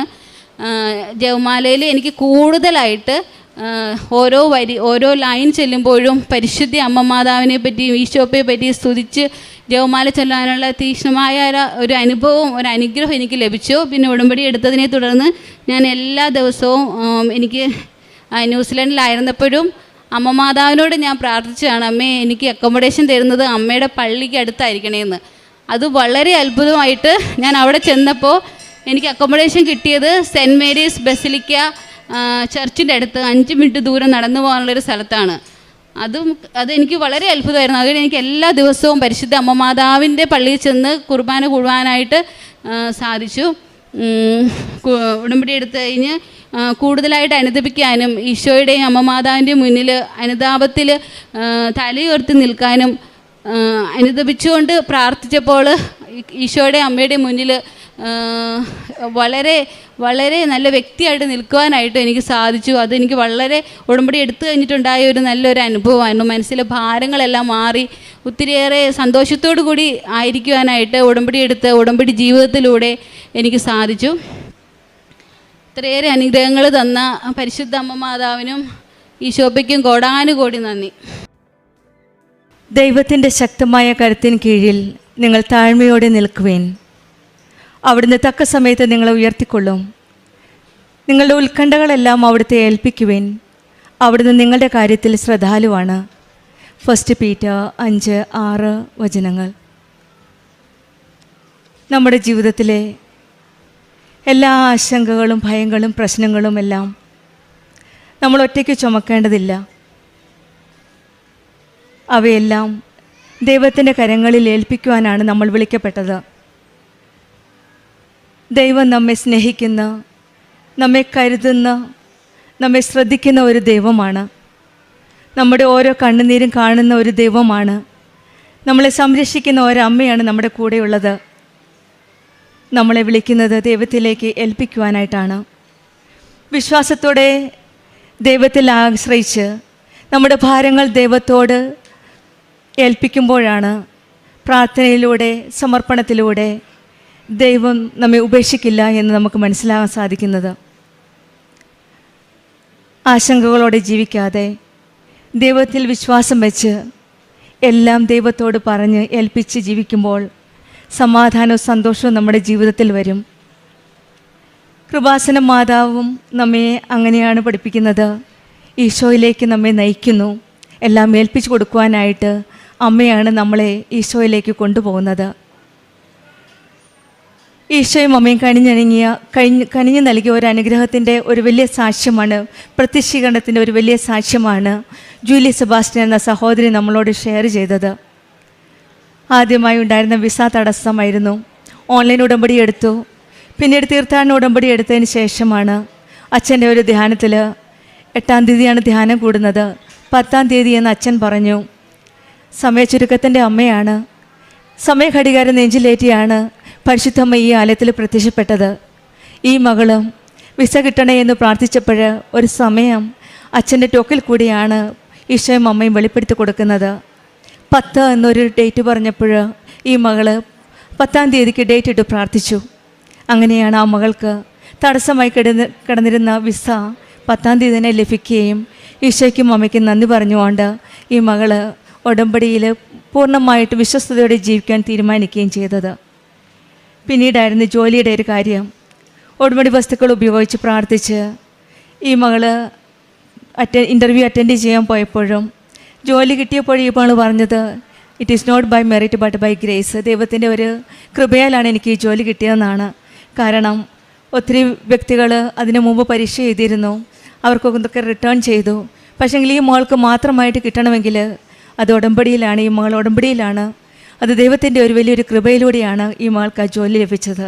പിന്നെ ഏറ്റവും വലിയ കാര്യം 8 വർഷം കഴിഞ്ഞ് അന്ന മരിയ എന്ന മകളെ ലഭിച്ചതാണ്. ഈ മകൾ എല്ലാം വിശദീകരിച്ച് പറഞ്ഞു. 8 വർഷം പല ട്രീറ്റ്മെൻറ്റും ചെയ്തു. അലോപ്പതിയും ആയുർവേദവും ലാപ്രോസ്കോപ്പി വരെ ചെയ്തു. ഓരോ ട്രീറ്റ്മെൻറ്റ് കഴിഞ്ഞപ്പോഴും IVF-നും സജസ്റ്റ് ചെയ്തു. ന്യൂസിലാൻഡിലും ഇവിടെയും പല ട്രീറ്റ്മെൻറ്റ് ചെയ്തതിന് ശേഷമാണ് ഇവിടെ വന്ന് അച്ഛനെ കണ്ട് പ്രാർത്ഥിച്ചപ്പോൾ അച്ഛൻ 42 എന്നൊരു ഒരു സംഖ്യ പറഞ്ഞത്. പിന്നീട് ഈ മകൾ സെർച്ച് ചെയ്തപ്പോഴാണ് അച്ഛൻ്റെ ടോക്കിൽ തന്നെ ഒരു പ്രാവശ്യം 2-3 പ്രാവശ്യം ടോക്കിനിടയ്ക്ക് ലൂക്കായുടെ സുവിശേഷം 1-ാം അധ്യായം 42-ാം വചനം റിപ്പീറ്റ് ചെയ്ത് പറഞ്ഞപ്പോൾ ഈ മകൾ 42 എന്നുള്ള ഒരു സംഖ്യ എന്താണെന്ന് കരുതി ബൈബിളിൽ നോക്കിയപ്പോഴാണ് നീ സ്ത്രീകളിൽ അനുഗ്രഹീതയാണ്, നിൻ്റെ ഉദരഫലവും അനുഗ്രഹീതം എന്നത്. ആ മകൾ വിശ്വസിച്ച് പ്രാർത്ഥിച്ചു. എനിക്കൊരു കുഞ്ഞിനെ തീർച്ചയായിട്ടും ദൈവം തരുമെന്ന വിശ്വാസത്തോടെ ജപമാല ചൊല്ലി പ്രാർത്ഥിച്ചു. അതിൻ്റെ ഫലമായിട്ടും തൈലം തേച്ച് വിശ്വാസപ്രമാണം ചൊല്ലി പ്രാർത്ഥിച്ചതിൻ്റെ ഫലമായിട്ടുമാണ് അന്ന മരിയ എന്ന കുഞ്ഞു മകളുമായിട്ട് പരിശുദ്ധ അമ്മയുടെ സന്നിധിയിൽ സാക്ഷിയായിട്ട്, പ്രത്യക്ഷീകരണത്തിൻ്റെ സാക്ഷിയായിട്ട് ഇന്ന് ഈ മകൾ ഇവിടെ വന്ന് നിൽക്കുന്നത്. ജപമാലയിലൂടെ, പ്രാർത്ഥനയിലൂടെ അസാധ്യമായെന്ന് തോന്നിയ നിമിഷങ്ങളിൽ സാധ്യമാക്കി തന്ന ഈശോയ്ക്ക് നന്ദി പറയാനാണ് ഇന്ന് ഈ മകളിവിടെ വന്നിരിക്കുന്നത്. മകനുണ്ടെന്ന മദ്യപാനം എന്ന ദുശീലം, ആ ദുശീലത്തിൽ നിന്ന് വിടുതൽ ലഭിക്കാനായിട്ട് ബുദ്ധിമുട്ടായിരുന്നു. പിന്നെ കുറേ പ്രശ്നങ്ങൾ വന്നു, ബുദ്ധിമുട്ടുകൾ വന്നു. ആ പ്രശ്നങ്ങളുടെ ഇടയിലാണ് ഈ മകൻ അങ്ങനെ ഒന്ന് പ്രാർത്ഥിച്ചത്, എനിക്ക് ഈ മദ്യപാനത്തിൽ നിന്ന് വിടുതൽ ലഭിക്കണമേ എന്ന്. പിന്നെ ആ ഇൻസിഡൻറ്റിൽ നിന്നും മകനൊരു വലിയൊരു ആ വീഴ്ചയിൽ നിന്നും മകൻ ഉയർത്തെഴുന്നേറ്റ് മദ്യപാനം എന്ന ദുശീലയിൽ നിന്ന് മാറ്റി ഒരു പുതിയ ജീവിതം നയിക്കുവാൻ ഈശോയും അമ്മയും ഈ മക്കളെ സഹായിച്ചു. ഈ മകൾ വീണ്ടും വീണ്ടും പറഞ്ഞത് ഒരു കാര്യമുണ്ട്, അനുതാപത്തിൽ തല ഉയർത്തി നിന്നു എന്നാണ്. പലപ്പോഴും ബഹുമാനപ്പെട്ട ജോസഫ് അച്ഛൻ നമ്മോട് പറയുന്നുണ്ട്, അനുദപിക്കുക അനുഗ്രഹം പ്രാപിക്കുമെന്ന് ദൈവവചനം. അനുദപിച്ച് പ്രാർത്ഥിച്ചപ്പോഴാണ് ഈ മകൾക്ക് 8 വർഷം കഴിഞ്ഞ് കുഞ്ഞിനെ കിട്ടിയതും ജീവിതത്തിൽ പല മാറ്റങ്ങളും വന്നതും അനുതാപത്തിലൂടെയാണ്. നമ്മുടെ ജീവിതത്തിലും നമ്മുടെ എല്ലാ ഭാരങ്ങളും ദൈവത്തെ ഏൽപ്പിച്ചു കൊടുക്കാം. ഈശോയും അമ്മയും ഉണ്ട് നമ്മളെ താങ്ങുവാനും നമ്മളെ മുന്നോട്ട് കൈപിടിച്ച് കരം പിടിച്ച് മുന്നോട്ട് നയിക്കുവാനും ഈശോയും അമ്മയും നമ്മുടെ കൂടെ ഉണ്ടെന്ന് നമുക്കും വിശ്വസിക്കാം. നമ്മുടെ എല്ലാ ഭാരങ്ങളും ദൈവത്തിൽ ഏൽപ്പിച്ച് നിങ്ങൾ എന്നിൽ വിശ്വസിക്കുകയും എൻ്റെ വാക്കുകൾ നിങ്ങളിൽ നിലനിൽക്കുകയും ചെയ്യുമെങ്കിൽ ഇഷ്ടമുള്ളത് ചോദിച്ചുകൊള്ളുക എന്നാണ് യോഹന്നാൻ്റെ സുവിശേഷം 15-ാം അധ്യായം 7-ാം വചനം പറയുന്നത്. നമുക്കും നമ്മുടെ കാര്യങ്ങളെല്ലാം നമ്മുടെ ഇഷ്ടമുള്ളത് നമുക്ക് ചോദിക്കാം. ഈശോയും അമ്മയും നമ്മുടെ അനുഗ്രഹങ്ങളും നമ്മുടെ എല്ലാ കാര്യങ്ങളും ഏറ്റെടുത്ത് നടത്തട്ടെ എന്ന് നമുക്ക് പ്രാർത്ഥിക്കാം. നമ്മുടെ എല്ലാ ഭാരങ്ങളും യേശുവിൻ്റെ കാൽക്കൽ വയ്ക്കാനുള്ള ഏറ്റവും സുരക്ഷിതമായ വഴി പരിശുദ്ധ അമ്മയുടെ കൈകളാണ്. പരിശുദ്ധ അമ്മയുടെ കൈ പിടിച്ച് ഈശോയുടെ ഹൃദയത്തിലേക്ക് പോകുമ്പോൾ നമ്മുടെ എല്ലാ ആശങ്കകളും കൃപയായി മാറ്റട്ടെ എന്ന് പ്രാർത്ഥിക്കാം. ജൂലി സെബാസ്റ്റ്യനും കുടുംബത്തിന് ലഭിച്ച എല്ലാ അനുഗ്രഹങ്ങളും, സ്പെഷ്യലി ഈ കുഞ്ഞുവാവ അന്ന മരിയയ്ക്കും എല്ലാ അനുഗ്രഹങ്ങൾക്കും ഈശോയ്ക്കും അമ്മയ്ക്കും നന്ദി പറഞ്ഞുകൊണ്ട് നമുക്ക് കരങ്ങളടിച്ച് ദൈവത്തെ മഹത്വപ്പെടുത്താം. യേശുവേ നന്ദി, യേശുവേ സ്തുതി, ആവേ മരിയ. എൻ്റെ പേര് എൽസ. ഞാൻ വരുന്നത് വല്ലാർപാടത്തു നിന്നാണ്. ഞാൻ ഉടമ്പടി എടുക്കുന്നത് 2023 ഓഗസ്റ്റിലാണ്. ഞാൻ ഉടമ്പടി എടുക്കാൻ കാരണം എൻ്റെ മമ്മിയാണ്. എൻ്റെ മമ്മി ഓൾറെഡി നേരത്തെ ഉടമ്പടി എടുത്തിട്ടുണ്ട്. മമ്മി ഇങ്ങനെ ഉടമ്പടിയൊക്കെ ചെയ്യുമ്പോൾ ഞാൻ മമ്മീനെ കളിയാക്കുമായിരുന്നു. അപ്പം മമ്മി എന്നോട് പറഞ്ഞു, നീ എടുത്ത് നോക്ക്, അപ്പം നിനക്കറിയാം അതെന്താണ്. അപ്പം ഞാൻ മമ്മി എന്നെ നിർബന്ധിച്ചത് കൊണ്ടിട്ട് ഞാൻ വന്ന് ഉടമ്പടി എടുത്ത്. മമ്മി ഇപ്പം നിർബന്ധിച്ച ഉടമ്പടി എടുത്തല്ലോ, അപ്പോൾ 3 മാസം എങ്ങനെയെങ്കിലും ഉടമ്പടി ചെയ്യാം എന്നുള്ള ഇതിൽ ഞാൻ അങ്ങനെ 3 മാസം ഉഴപ്പി ഉടമ്പടിയൊക്കെ ചെയ്ത് തീർത്ത്. അത് കഴിഞ്ഞ് ഞാൻ പിന്നെ ഉടമ്പടി പുതുക്കിയിട്ടൊന്നും ഉണ്ടായിരുന്നില്ല. അപ്പോൾ മമ്മി ഇതിലൊക്കെ ചെയ്യുമ്പോൾ ഞാൻ മമ്മീനെ ഇങ്ങനെ കളിയാക്കിക്കൊണ്ടൊക്കെ ഇരിക്കുമായിരുന്നു. അങ്ങനെ 2024 ഓഗസ്റ്റ് 6-ാം തീയതി എനിക്കൊരു ആക്സിഡൻ്റ് ഉണ്ടായി. ആ സ്പോട്ടിൽ തന്നെ എനിക്ക് ബോധം പോയി.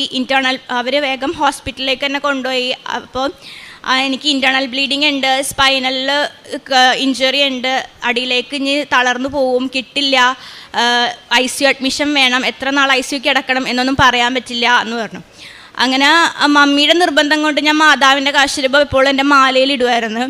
അപ്പോൾ അവരെൻ്റെ ഡ്രസ്സും സാധനങ്ങളൊക്കെ മമ്മിയുടെ കയ്യിലേക്ക് കൊടുത്തപ്പോൾ എൻ്റെ ചോരയിൽ കുളിച്ച കാശുരൂപം മമ്മിയുടെ കയ്യിൽ കിട്ടി. മമ്മി ആ കാശുരൂപത്തിൽ പിടിച്ച് പറഞ്ഞു, മാതാവിൻ്റെ സംരക്ഷണം എൻ്റെ മോക്കുണ്ടെന്ന് ഞാൻ ഇപ്പോഴും വിശ്വസിക്കുന്നു, എനിക്ക് എൻ്റെ മോളെ തിരിച്ച് വേണം എന്ന് പറഞ്ഞിട്ട് മമ്മി എപ്പോഴും പ്രാർത്ഥിച്ച്. അങ്ങനെ മമ്മി ആ രാത്രി ഫുള്ള് ഉറങ്ങിയിട്ടേ ഇല്ല. മമ്മി കാശുരൂപം വെച്ചിരുന്ന് പ്രാർത്ഥിക്കുമായിരുന്നു. അങ്ങനെ പിറ്റേ ദിവസം വൈകിട്ട് മമ്മി എന്നെ കാണാനായിട്ട് ICUയിൽ വരുമ്പോൾ എനിക്ക് ബോധം വന്നിട്ടുണ്ട്. ഞാൻ കണ്ണുറന്ന് മമ്മീൻ്റെ അടുത്ത് സംസാരിച്ച്. അങ്ങനെ അത് കഴിഞ്ഞിട്ട് ഒരു ദിവസം കഴിഞ്ഞപ്പോൾ തന്നെ എന്നെ റൂമിലോട്ട് ഷിഫ്റ്റ് ചെയ്ത്. 4 ദിവസം കഴിഞ്ഞപ്പോൾ അവരെന്നെ അവിടെ നിന്ന് ഡിസ്ചാർജ് ചെയ്തു. ഈ ആക്സിഡൻറ്റ് കഴിഞ്ഞതിന് ശേഷം എനിക്ക് ഭയങ്കര മറവിയായിരുന്നു. ഞാൻ ഒരു സാധനം എവിടെയെങ്കിലും വെച്ചാൽ എനിക്ക് ഓർമ്മയില്ല. എനിക്ക് ഭയങ്കര മറവിയായിരുന്നു. ഞാനൊരു നേഴ്സാണ്. അപ്പോൾ ഡ്യൂട്ടിക്കൊക്കെ പോകുമ്പോൾ എനിക്ക് പല കാര്യങ്ങളും ഓർമ്മ ഉണ്ടായിരുന്നില്ല. അപ്പോൾ ഞാൻ ഇത് മമ്മീൻ്റെ അടുത്ത് പറഞ്ഞപ്പോൾ മമ്മി എന്നോട് പറഞ്ഞ്, മോള് പ്രത്യക്ഷീകരണ പ്രാർത്ഥന ചൊല്ലി ഉടമ്പടി തൈലം തലയിൽ നെറ്റിയിൽ തേച്ച് കുരിശ് വരച്ചിട്ട് പ്രാർത്ഥിക്കുക, ജോലിക്ക് മാതാവ് കൂടെ വരും എന്ന് പറഞ്ഞു. അപ്പം അപ്പോഴും എനിക്കങ്ങനെ വലിയ വിശ്വാസം ഒന്നും അപ്പോഴും ഉണ്ടായിരുന്നില്ല. പിന്നെ മമ്മി പറഞ്ഞല്ലേ എന്ന് ഓർത്തിട്ട് ഞാൻ അങ്ങനെ ചെയ്യുമായിരുന്നു. പക്ഷേ മമ്മി പറഞ്ഞത് ഞാനങ്ങനെ ചെയ്ത് കഴിഞ്ഞപ്പോൾ എൻ്റെ കൂടെ മാതാവ് വരുന്നുണ്ടെന്നുള്ളൊരു ഫീലിംഗ് എനിക്കുണ്ടായി. എനിക്ക് ഓർമ്മക്കുറവോ അങ്ങനത്തെ പ്രശ്നങ്ങളൊന്നും പിന്നെ ഉണ്ടായിരുന്നേ ഇല്ല. അങ്ങനെയാണ് എനിക്കിതിലേക്ക് വിശ്വാസം വന്നു തുടങ്ങിയത്. അത് കഴിഞ്ഞിട്ട് ഞാൻ കുറേ നാളായി പുറത്തേക്ക് പോകാനുള്ള ഓരോ എക്സാമുകൾ ഇങ്ങനെ നോക്കുന്നത്. എനിക്ക് എന്ത് ചെയ്യണം, എവിടെ തുടങ്ങണം ഒന്നും എനിക്ക് അറിയില്ലായിരുന്നു. ഞാൻ ആദ്യം സൗദിക്ക് പ്രോസസ്സിങ് സ്റ്റാർട്ട് ചെയ്ത് പ്രോമെട്രിക്ക് പഠിക്കാൻ ചേർന്നു. അത് ഞാൻ പാതി വഴിക്ക് ഡ്രോപ്പ് ചെയ്ത്. OET ചേർന്നു. അത് ഞാൻ പാതി വഴിക്ക് ഡ്രോപ്പ് ചെയ്ത്. എവിടെ എന്ത് സ്റ്റാർട്ട് ചെയ്യണം, എവിടെ എന്ത് പഠിക്കണം ഒന്നും എനിക്ക് അറിയില്ലായിരുന്നു.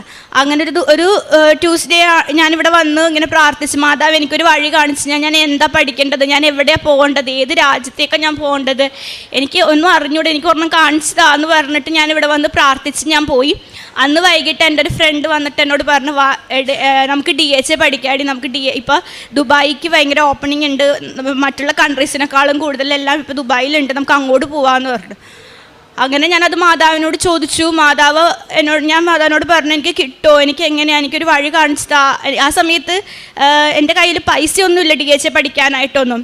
എവിടെ നിന്നാണ് ഞാൻ പൈസ ഈടാക്കുക ഒന്നും എനിക്ക് അറിയില്ല, എനിക്ക് എന്ന് പറഞ്ഞു. അങ്ങനെ ഞാൻ മമ്മീൻ്റെ അടുത്ത് പറഞ്ഞു. അപ്പോഴത്തേക്കും മമ്മിയുടെ സിസ്റ്റർ എനിക്ക് DHA പഠിക്കാനുള്ള പൈസ തന്നു. അങ്ങനെ ഞാൻ DHA പഠിക്കാൻ ചേർന്നു. ഓഗസ്റ്റ് 27-നായിരുന്നു ഞാൻ എക്സാമിന് ഡേറ്റ് എടുത്തത്. ഓഗസ്റ്റ് 23-ന് ഇവിടെ വന്ന് ഞാൻ ഉടമ്പടി പുതുക്കി ജോസഫ് അച്ഛനെ കണ്ടു. അച്ഛൻ എനിക്ക് കാശ് രൂപമൊക്കെ തന്നു, പ്രാർത്ഥിച്ചു. അങ്ങനെ ഓഗസ്റ്റ് 27-ാം തീയതി എക്സാമിന് ഞാൻ പോയി. അപ്പോൾ എക്സാമിന് പോകാൻ നേരത്ത് ഇവിടെ നിന്ന് അച്ഛൻ തന്ന കാശ് രൂപവും ഉപ്പും കൊണ്ടാണ് ഞാൻ പോയത്. അപ്പോൾ അവിടെ ചെന്നപ്പോഴേക്കും എക്സാമിനർ പറഞ്ഞു ഉപ്പ് കയറ്റാൻ പറ്റില്ല എന്ന് പറഞ്ഞു. അപ്പോൾ ഞാൻ എന്നാൽ ഉപ്പ് കയ്യിലുണ്ടായി ഉപ്പ് ഞാൻ കഴിച്ചു. എന്നിട്ട് ഞാൻ എക്സാം ഹാളിൽ കയറി സ്ക്രീനിലേക്ക് നോക്കി ക്വസ്റ്റ്യൻസ് വായിച്ചപ്പോഴേക്കും ഞാൻ അവിടെ ഇരുന്ന് കരയാൻ തുടങ്ങി. കാരണം എനിക്കറിയാവുന്ന ഒരു ക്വസ്റ്റ്യൻ പോലും അതിൻ്റെ അകത്തില്ല. ഞാൻ അവിടെ ഇരുന്ന് കരച്ചിലായി. എന്നിട്ട് ഞാൻ ഇരുന്ന് വിശ്വാസപ്രമാണം ചൊല്ലി കുറേ നേരം ഇങ്ങനെ ഇരുന്ന് വിശ്വാസപ്രമാണം ചൊല്ലി കഴിഞ്ഞപ്പോഴേക്കും എൻ്റെ കൈയൊക്കെ ഇരുന്ന് വേർക്കാൻ തുടങ്ങി. മൗസിൽ ഞാനിങ്ങനെ കൈ പിടിച്ചുകൊണ്ടിരിക്കുകയായിരുന്നു. അപ്പോൾ എൻ്റെ കൈ ഇരുന്ന് വേർക്കാൻ തുടങ്ങി. എനിക്ക് ഉള്ളിൽ നിന്ന് ആരോ ഉത്തരം പറഞ്ഞു തരുന്ന പോലെ. അങ്ങനെ ഞാൻ എക്സാം എഴുതി. അത് കഴിഞ്ഞ് ശരിക്കും DHA പാസ്സാവാനായിട്ട് 4 മൊഡ്യൂളുണ്ട്. 4 60% വേണം. 2 ദിവസം കഴിഞ്ഞപ്പോൾ റിസൾട്ട് വന്നു. ഞാൻ പ്രതിഷേധ പ്രാർത്ഥന ചൊല്ലിയിട്ട് റിസൾട്ട് നോക്കി.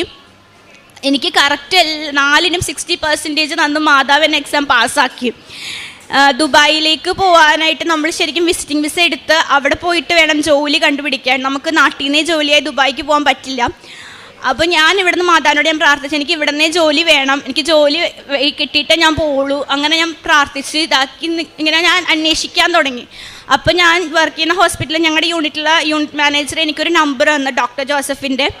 ഞാനപ്പോൾ ഈ സാറിനൊന്ന് പുള്ളിക്കാരൻ അവിടെ ഞാൻ ട്രാൻസ്പ്ലാന്റ് യൂണിറ്റിലാണ് വർക്ക് ചെയ്യുന്നത്. അപ്പോൾ അവരുടെ പുതിയൊരു ട്രാൻസ്പ്ലാന്റ് യൂണിറ്റ് സ്റ്റാർട്ട് ചെയ്യുന്നുണ്ട്, അവർക്കവിടെ സ്റ്റാഫിനെ വേണം എന്ന് പറഞ്ഞു. അപ്പോൾ ഞാൻ അങ്ങനെ ഇതാക്കി സാറിന് എൻ്റെ CV ഒക്കെ അയച്ചു കൊടുത്തു. അന്ന് സാറ് പറഞ്ഞു ഞാൻ ഇത് ഹോസ്പിറ്റൽ HR കൊടുത്തേക്കാം, അവർ നിന്നെ കോൺടാക്ട് ചെയ്തോളും എന്ന് പറഞ്ഞു. അങ്ങനെ ഞാൻ സെപ്റ്റംബറിലൊക്കെ ആയപ്പോഴേക്കും എൻ്റെ CV കൊടുത്തു. ഒരു അനക്കവും ഇല്ല. ഞാൻ മാതാവിനോട് എനിക്ക് ഒക്ടോബർ ലാസ്റ്റിന് മുമ്പ് എനിക്ക് എന്തെങ്കിലും ഒരു തീരുമാനമാക്കി തരണം എന്ന് പറഞ്ഞു. ഒക്ടോബർ 24 എനിക്ക് ഇൻ്റർവ്യൂ കോൾ വന്നു. ഇൻ്റർവ്യൂ ഫസ്റ്റ് സെക്ഷൻ കഴിഞ്ഞു. ഭയങ്കര പാടായിരുന്നു. രണ്ടാമത്തെ സെക്ഷൻ ആയപ്പോഴേക്കും ഞാൻ മാതാവിൻ്റെ കാശ് രൂപം കൈ പിടിച്ചിട്ട് പറഞ്ഞു, മാതാവ് എന്നിലൂടെ എനിക്ക് സംസാരിക്കണം, എനിക്ക് വേണ്ടി അമ്മ ഇൻ്റർവ്യൂ അറ്റൻഡ് ചെയ്യണം എന്ന് പറഞ്ഞു. വിശ്വാസപ്രമാണം ചൊല്ലി ഞാൻ അവിടെ ഇരുന്നു. അവർ വിളിച്ചു. അവരെന്നോട് ആകെ ഒരു ക്വസ്റ്റ്യനേ ചോദിച്ചുള്ളൂ. അത് കഴിഞ്ഞാൽ ഓക്കെ ബൈ എന്ന് പറഞ്ഞു പോയി. അപ്പോൾ ഞാൻ ഓർത്ത് ഇത് പോയി, ഇത് കിട്ടില്ല എന്ന് ഞാനിങ്ങനെ ഓർത്ത്. അങ്ങനെ ഞാൻ പള്ളിയിലേക്ക് പോയി. പള്ളിയിൽ കഴിഞ്ഞ് വന്നപ്പോഴേക്കും അവിടെ നിന്ന് HR നിന്ന് വിളിച്ചു, എൽസ യു ആർ സെലക്റ്റഡ്. എൽസയ്ക്ക് ഇപ്പോൾ നാട്ടിൽ എത്രയാണ് സാലറി എത്രയാന്ന് ചോദിച്ചു. അപ്പോൾ ഞാൻ സാലറി പറഞ്ഞു. അപ്പോൾ അവർ എന്നോട് ഞാൻ മാതാവിനോട് ചോദിച്ചിരുന്നത് എനിക്ക് 1 ലക്ഷം രൂപ സാലറിയുള്ള ജോലി വേണം എന്നായിരുന്നു. അങ്ങനെ അവരെനിക്ക് ഓഫർ ലെറ്റർ പിറ്റേ ദിവസം അയച്ചു. എനിക്ക് 1,75,000 രൂപ സാലറി പാക്കേജുള്ള വിത്ത് അക്കോമഡേഷനുള്ള സാലറി പാക്കേജുള്ള ജോലി മാതാവ് എനിക്ക് തന്നു. അത് കഴിഞ്ഞിട്ട് ആ സമയത്ത് എൻ്റെ പ്രോസസ്സിങ് എൻ്റെ ഡാറ്റ ഫ്ലോ എല്ലാം ഞാൻ സൗദിക്ക് ചെയ്ത് വെച്ചേക്കാണ്. അപ്പോൾ അതൊക്കെ എനിക്ക് ദുബായിലേക്ക് ഞാൻ കൺവേർട്ട് ചെയ്തു. ഇപ്പോൾ എനിക്കിപ്പോൾ ജോലി കിട്ടിയത് ഷാർജയ്ക്കാണ്. അപ്പോൾ എൻ്റെ ഇതെല്ലാം ഷാർജ പ്രോസസ്സിങ്ങിലേക്ക് കൺവേർട്ട് ചെയ്യണം. ദുബായിയുടെ പ്രോസസ്സിങ് ഞാൻ പാതി ചെയ്ത് വെച്ചേക്കണേന്. മൊത്തത്തിലൊരു ഇതായിട്ട് നിൽക്കുന്ന സമയത്താണ് എനിക്കിത് കിട്ടുന്നത്. ഞാൻ അധികം ടെൻഷനൊന്നും ആയില്ല. ഞാൻ മാതാവിനോട് പ്രാർത്ഥിച്ച് തന്നെ എൻ്റെ പ്രോസസ്സിങ് എല്ലാം മുമ്പോട്ട് പോയി. അങ്ങനെ ഓഗസ്റ്റിലെടുത്ത ഉടമ്പടി ഡിസംബറിൽ പുതുക്കണമായിരുന്നു, ഞാൻ പുതുക്കിയില്ല. ഡിസംബർ പകുതി ആയപ്പോഴേക്കും എൻ്റെ പ്രോസസ്സിംഗ് ഒക്കെ ഭയങ്കരമായിട്ടും പിന്നെ സ്ലോ ആവാൻ തുടങ്ങി. ഞാനപ്പോൾ ഓർത്തത് എന്താ സ്ലോ ആവുന്നത്, എനിക്ക് മനസ്സിലാവുന്നുണ്ടായില്ല. അങ്ങനെ ഗുഡ് സ്റ്റാൻഡിങ്ങിന് അപ്ലൈ ചെയ്തു. 15 ദിവസം കൊണ്ട് വരേണ്ട ഗുഡ് സ്റ്റാൻഡിങ് 1 മാസമായി 2 മാസമായി എനിക്ക് കിട്ടുന്നില്ല. അപ്പോഴാണ് എൻ്റെ മനസ്സിൽ നിന്ന് പറഞ്ഞത് നീ ഉടമ്പടി പുതുക്കിയോ? ഞാൻ ഇല്ല. അങ്ങനെ ഞാൻ ജാനുവരി 2 വന്ന് ഉടമ്പടി പുതുക്കി. ജാനുവരി 5 എൻ്റെ ഗുഡ് സ്റ്റാൻഡിങ് വന്നു. അങ്ങനെ ഇതെല്ലാം ഡാറ്റ ഫ്ലോയിലേക്ക് ആഡ് ചെയ്യാൻ 15 ദിവസം എടുക്കും. അങ്ങനെ ഡാറ്റ ഫ്ലോയിലേക്ക് ഇതെല്ലാം ആഡ് ചെയ്യാൻ കൊടുത്തു കഴിഞ്ഞിട്ട് ഇത് വരുന്നില്ല എനിക്ക്. അങ്ങനെ ജാനുവരി 30 ആയപ്പോഴേക്കും എന്നെ ഹോസ്പിറ്റലിൽ നിന്ന് വിളിച്ചു. ഒക്ടോബറിൽ ഇൻ്റർവ്യൂ അറ്റൻഡ് ചെയ്തതാണ്. ഇത്രയും മാസമായിട്ടും എൽസയ്ക്ക് ഇവിടെ വരാൻ പറ്റിയില്ലേ, ലാസ്റ്റ് ഡേറ്റ് പറയണം, എന്നാണ് വരാൻ പറ്റുന്നത്, എന്തിനുള്ളിൽ വരാൻ പറ്റും എന്ന് അങ്ങനെ പറയാം. ഞാനിങ്ങനെ ഇരുന്ന് മാതാവിനോട് പ്രാർത്ഥിച്ച് പ്രത്യക്ഷീകരണ പ്രാർത്ഥനയിൽ പ്രാർത്ഥിച്ച് മാതാവ് എനിക്കൊരു ഡേറ്റ് പറഞ്ഞു താ, ഞാൻ ഏത് ഡേറ്റ് അവരോട് പറയേണ്ടതെന്ന്. മാതാവ് എൻ്റെ ഉള്ളിൽ നിന്ന് പറഞ്ഞു ഫെബ്രുവരി 10 മുമ്പ് വരും എന്ന് പറയാനായിട്ട്. അങ്ങനെ ഫെബ്രുവരി 10 ഞാൻ അവരോട് പറഞ്ഞു. ആ സമയത്ത് എൻ്റെ ഡാറ്റ ഫ്ലോ ഒന്നും വന്നിട്ടില്ല ശരിക്കും. അന്ന് വൈകിട്ടായപ്പോഴേക്കും എൻ്റെ ഡാറ്റ ഫ്ലോ വന്നു. അങ്ങനെ ഞാൻ ദുബായ് ലൈസൻസിന് അപ്ലൈ ചെയ്യാൻ വേണ്ടി കൊടുത്തു. ശരിക്കും ഒരാഴ്ചക്കുള്ളിൽ ഒരാഴ്ചയാണ് ദുബായ് ലൈസൻസ് ആവാൻ എടുക്കുന്നത്. പ്രത്യക്ഷീകരണ പ്രാർത്ഥന ചൊല്ലി ഞാനത് സബ്മിറ്റ് ചെയ്തു. എനിക്ക് 1 ദിവസം കൊണ്ട് ദുബായ് ലൈസൻസ് ആയി. അത് കഴിഞ്ഞിട്ട് ഈ വിസയ്ക്ക് അപ്ലൈ ചെയ്യാൻ കൊടുത്തു. വിസയ്ക്ക് അപ്ലൈ ചെയ്യാൻ കൊടുത്തത് ഇതുപോലെ തന്നെ പ്രത്യക്ഷീകരണ പ്രാർത്ഥന ചൊല്ലിയിട്ടാണ് വിസയ്ക്ക് അപ്ലൈ ചെയ്യാൻ കൊടുത്തത്. 2 ദിവസത്തിനുള്ളിൽ എനിക്ക് വിസ വന്നു. ഞാൻ ഈ 6 ഞാൻ പോണേണ് ഷാർജയ്ക്ക്. എനിക്ക് ഇത്രയും ചെയ്തു തന്നത് എൻ്റെ മാതാവിൻ്റെ മാധ്യസ്ഥം കൊണ്ടാണ് എനിക്കിതെല്ലാം കിട്ടിയത്. എൻ്റെ വിശ്വാസം മാതാവ് ഒരുപാട് വളർത്തി. എനിക്ക് ഒട്ടും വിശ്വാസം ഉണ്ടായിരുന്നില്ല ഇതിൽ. പക്ഷേ എൻ്റെ മമ്മിയുടെ ഇത് നിർബന്ധം കൊണ്ട് ഉടമ്പടി എടുത്ത ഞാനിപ്പോൾ മാതാവിൽ ഭയങ്കരമായിട്ട് എൻ്റെ വിശ്വാസം ഭയങ്കരമായിട്ട് ഉറപ്പിച്ച് എനിക്ക് വേണ്ടി സഞ്ചാരി മാതാവ് എനിക്ക് മുമ്പേ പോയി എല്ലാം ചെയ്തു തന്ന മാതാവിന് ഒരുപാട് നന്ദി. ഞാൻ ഇവിടുന്ന് കിട്ടുന്ന പത്രം ഞാൻ വർക്ക് ചെയ്യുന്ന ഹോസ്പിറ്റലിൽ കൊടുക്കുമായിരുന്നു. പിന്നെ ക്രിട്ടിക്കലായിട്ടുള്ള പേഷ്യൻസിനൊക്കെ തൈലം പൂശി ഞാൻ പ്രാർത്ഥിക്കുമായിരുന്നു. പിന്നെ പേഷ്യൻസ് നമ്മളോട് സങ്കടം പറയുമ്പോൾ ഞാൻ മാതാവിനോട് പ്രാർത്ഥിക്കും, മാതാവ് എല്ലാം ചെയ്ത് തരും, അവർക്ക് വേണ്ടി ഞാൻ പ്രാർത്ഥിക്കുമായിരുന്നു. പിന്നെ പറ്റാവുന്ന പോലെ ഞാൻ കുർബാനയ്ക്ക് പോകും, ബൈബിൾ വായിക്കും, അങ്ങനത്തെ കാര്യങ്ങളൊക്കെ ഞാൻ ചെയ്യുമായിരുന്നു. സങ്കീർത്തനങ്ങൾ 145, 8, 9 തിരുവചനങ്ങൾ. കർത്താവ് കൃപാലുവും കരുണാമയനും ക്ഷമാശീലനും സ്നേഹസമ്പന്നനുമാണ്. കർത്താവ് എല്ലാവർക്കും നല്ലവനാണ്. തൻ്റെ സർവ്വസൃഷ്ടിയുടെ മേൽ അവിടുന്ന് കരുണ ചൊരിയുന്നു. എൽസ എന്ന ഈ മകളുടെ ഉടമ്പടി ജീവിതാനുഭവ സാക്ഷ്യങ്ങളാണ് നാം കേട്ടത്. മകൾ പറയുന്നുണ്ട്, ഞാൻ വീണ്ടും ആ കാലത്തിൽ ഉടമ്പടിയിലല്ലെങ്കിൽ കൂടിയും എനിക്കുണ്ടായിരുന്ന പ്രധാന വിഷയം എൻ്റെ മെമ്മറി ലോസ് ആണ്. ഞാനൊരു നേഴ്സാണ്. ജോലി ചെയ്യുമ്പോഴൊക്കെയും എനിക്ക് ഓർമ്മ നഷ്ടപ്പെടുന്നുണ്ട്. അത് എത്ര വലിയ ഗുരുതരമായ പ്രശ്നങ്ങൾ ഉണ്ടാക്കുമെന്ന് അറിയാമല്ലോ. മകൾ ഇതിങ്ങനെ വീട്ടിൽ അമ്മയോട് പറയുമ്പോൾ അമ്മ വീണ്ടും പറയുന്നുണ്ട്, നീ വിശ്വാസ പ്രമാണം ചൊല്ലി ഉടമ്പടി തൈലം നെറ്റിയിൽ പൂശിക്കൊണ്ട് മാതാവിനോട് നീ പ്രാർത്ഥിക്കുക.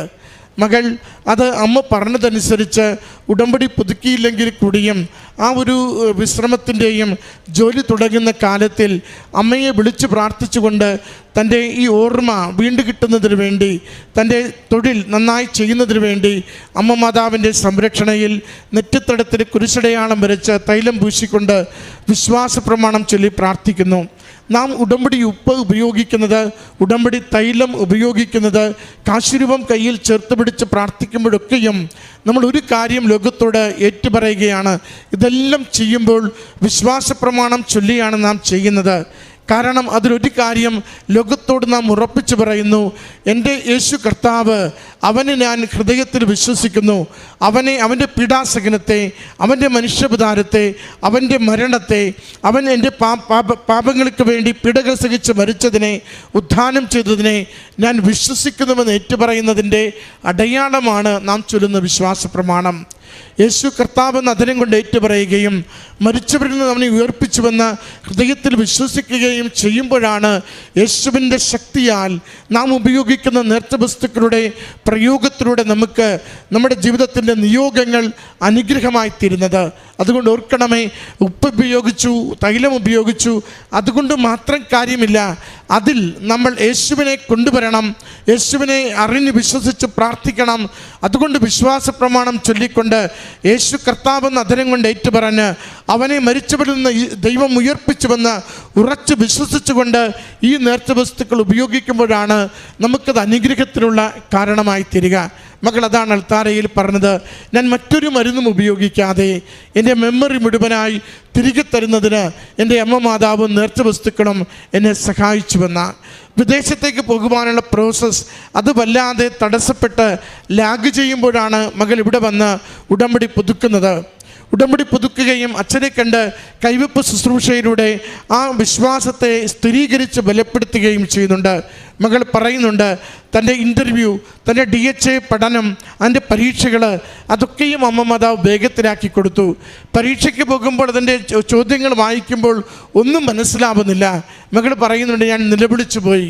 അവിടെ കരയുമ്പോൾ ഞാനവിടെ ചെയ്തതിൻ്റെ വിശ്വാസ പ്രമാണം ഒരിക്കൽ കൂടി ചൊല്ലി. കാരണം എൻ്റെ കർത്താവിൻ്റെ കൃപയാൽ മാത്രമേ, എൻ്റെ കഴിവ് കൊണ്ട്, എൻ്റെ ബുദ്ധി കൊണ്ട്, എൻ്റെ അറിവ് കൊണ്ട് എനിക്ക് അസാധ്യമായിരിക്കുന്ന ഈ പരീക്ഷ വിജയിക്കുവാൻ സാധിക്കുകയുള്ളൂ. എൻ്റെ കഴിവല്ല, എൻ്റെ കർത്താവിൻ്റെ കൃപയാൽ മാത്രം എനിക്കത് വിജയിക്കുവാൻ സാധിക്കുമെന്ന് പറഞ്ഞുകൊണ്ട് ഞാൻ ആ പരീക്ഷകൾ എഴുതി വിജയിക്കുവാൻ എൻ്റെ അമ്മ മാതാവും ഈശോയും സഹായിച്ചുവെന്ന്. വീണ്ടും മകൾ പറയുന്നുണ്ട്, അടുത്ത ഉടമ്പടി പുതുക്കേണ്ട സമയമായിട്ട് ഞാനിങ്ങനെ പുതുക്കാതെ പമ്മി നടക്കുന്നു. അതിനോടൊപ്പം എനിക്ക് ലഭിക്കേണ്ട ഒരു പേപ്പർ, അത് വിദേശത്ത് ദുബായിൽ ജോലിക്ക് ചെല്ലുവാനുള്ളത്, അത് ലഭിക്കാതെ വൈകുകയും ചെയ്യുന്നു. വീണ്ടും നമ്മൾ എപ്പോഴൊക്കെ അനുദപിച്ചുകൊണ്ട് ദൈവസന്നിധിയിലേക്ക് ജീവിതത്തെ ചേർത്ത് കൊടുക്കുന്നുവോ അപ്പോഴൊക്കെ അനുഗ്രഹിച്ചുകൊണ്ട് ദൈവം നമ്മുടെ ജീവിതത്തിലേക്ക് ഇറങ്ങി വരും. അതുകൊണ്ട് ഉടമ്പടിയുടെ അടിസ്ഥാന ഘടകമാണ് അനുദപിച്ചുകൊണ്ട് ദൈവകരുണയ്ക്ക് വേണ്ടി പ്രാർത്ഥിക്കുക എന്നത്. മകൾ വീണ്ടും വന്ന് ഉടമ്പടി പുതുക്കുന്നുണ്ട്. ഉടമ്പടി പുതുക്കുമ്പോൾ ആ ദിവസങ്ങളിൽ തന്നെ മകളോട് ലാസ്റ്റ് ഡേറ്റ് ചോദിക്കുകയാണ്, എന്നത്തേക്ക് നീ വരാൻ പറ്റും? 3 മാസമായി ഒരു ജോലിക്കാരിക്ക് വേണ്ടി ഞങ്ങൾ കാത്തിരിക്കണമോ എത്ര പേർ അപേക്ഷിച്ച് കാത്തിരിക്കുമ്പോൾ നിനക്ക് നൽകിയൊരു ഓഫർ ലെറ്റർ ഇത്ര ദിവസം കഴിഞ്ഞിട്ടും നീ എന്തേ വരാത്തെ? മകള് അമ്മയോട് തന്നെയാണ് ചോദിച്ച് ഒരു ഡേറ്റ് പറ, മാതാവ് ഒരു ഡേറ്റ് പറ, എനിക്കിനിയും സർട്ടിഫിക്കറ്റ് വന്നിട്ടില്ലല്ലോ. അമ്മ പറഞ്ഞു ഫെബ്രുവരി 10. മകൾ പറഞ്ഞു ഫെബ്രുവരി 10 ഞാൻ അവിടെ ഉണ്ടാകും. മകൾക്ക് ഈ ദിവസങ്ങളിൽ പേപ്പർ കിട്ടി. ഫെബ്രുവരി 6 മകൾ വിദേശത്തേക്ക് പോവുകയാണ്. പ്രിയമുള്ളവരെ, ഓർക്കണമേ, ഉടമ്പടി സുനിശ്ചിതമായ അനുഗ്രഹത്തിൻ്റെ വഴിയാണ്. ഉടമ്പടി അനുതാപത്തോടെ ദൈവത്തിലേക്ക് നാം ചേർന്ന് നിൽക്കുമ്പോൾ അനുഗ്രഹം നമ്മളെ നിരന്തരം അനുഗമിക്കുന്ന ഒരു ജീവിത വഴിയാണ്. ഉടമ്പടിയിൽ അമ്മ മാതാവിൻ്റെ അരികിൽ വന്ന് നാം കണ്ടിട്ടുണ്ടോ? അമ്മ ജീവിതത്തിൻ്റെ ഏതൊരു ക്ലേശാവസ്ഥയിലും കൂടെ ഉണ്ടാകുമെന്ന് നമുക്ക് ഉറപ്പ് തരുന്ന ഒരു ജീവിത പദ്ധതിയാണ്. അതുകൊണ്ട് അമ്മയുടെ കരങ്ങളിലേക്ക് ജീവിതത്തെ കൊടുത്ത് സ്നേഹത്തോടു കൂടി ഉടമ്പടി ജീവിക്കാം, വിശ്വസ്തയോടുകൂടി ഉടമ്പടി ജീവിക്കാം. നിങ്ങളുടെ നിയോഗം എത്ര ക്ലേശപൂർണ്ണമുള്ളതായിക്കൊള്ളട്ടെ, എത്ര നാൾ പരിശ്രമിച്ച് പരാജയപ്പെട്ടതാവട്ടെ, നമുക്കിനി ഒന്നും നടക്കില്ലെന്ന് നമ്മളും മറ്റുള്ളവരും നമ്മളോട് പറയുന്നതാവട്ടെ, അമ്മ മാതാവും ഈശോയും ഈശോയുടെ ശക്തിയാൽ നമുക്കത് അനുവദിച്ചു തരുന്നത് കണ്ണുകൾ കൊണ്ട് കാണും, ജീവിതത്തിൽ അനുഭവിക്കുവാൻ ഈശോ സഹായിക്കും. അതിന് നമ്മുടെ എല്ലാ നിയോഗങ്ങളെയും കൊടുത്ത് പ്രാർത്ഥിക്കാം. ഉടമ്പടി നമുക്ക് വിശ്വസ്തതയിൽ ജീവിക്കാം. ഈ മകൾക്ക് ലഭിച്ച രോഗസൗഖ്യത്തിന്, ജീവിത ഉയർച്ചയ്ക്ക്, ആഗ്രഹിച്ചതിനും അപ്പുറമുള്ള സാലറി കൊടുത്തുകൊണ്ട് മകളുടെ ജീവിതത്തെ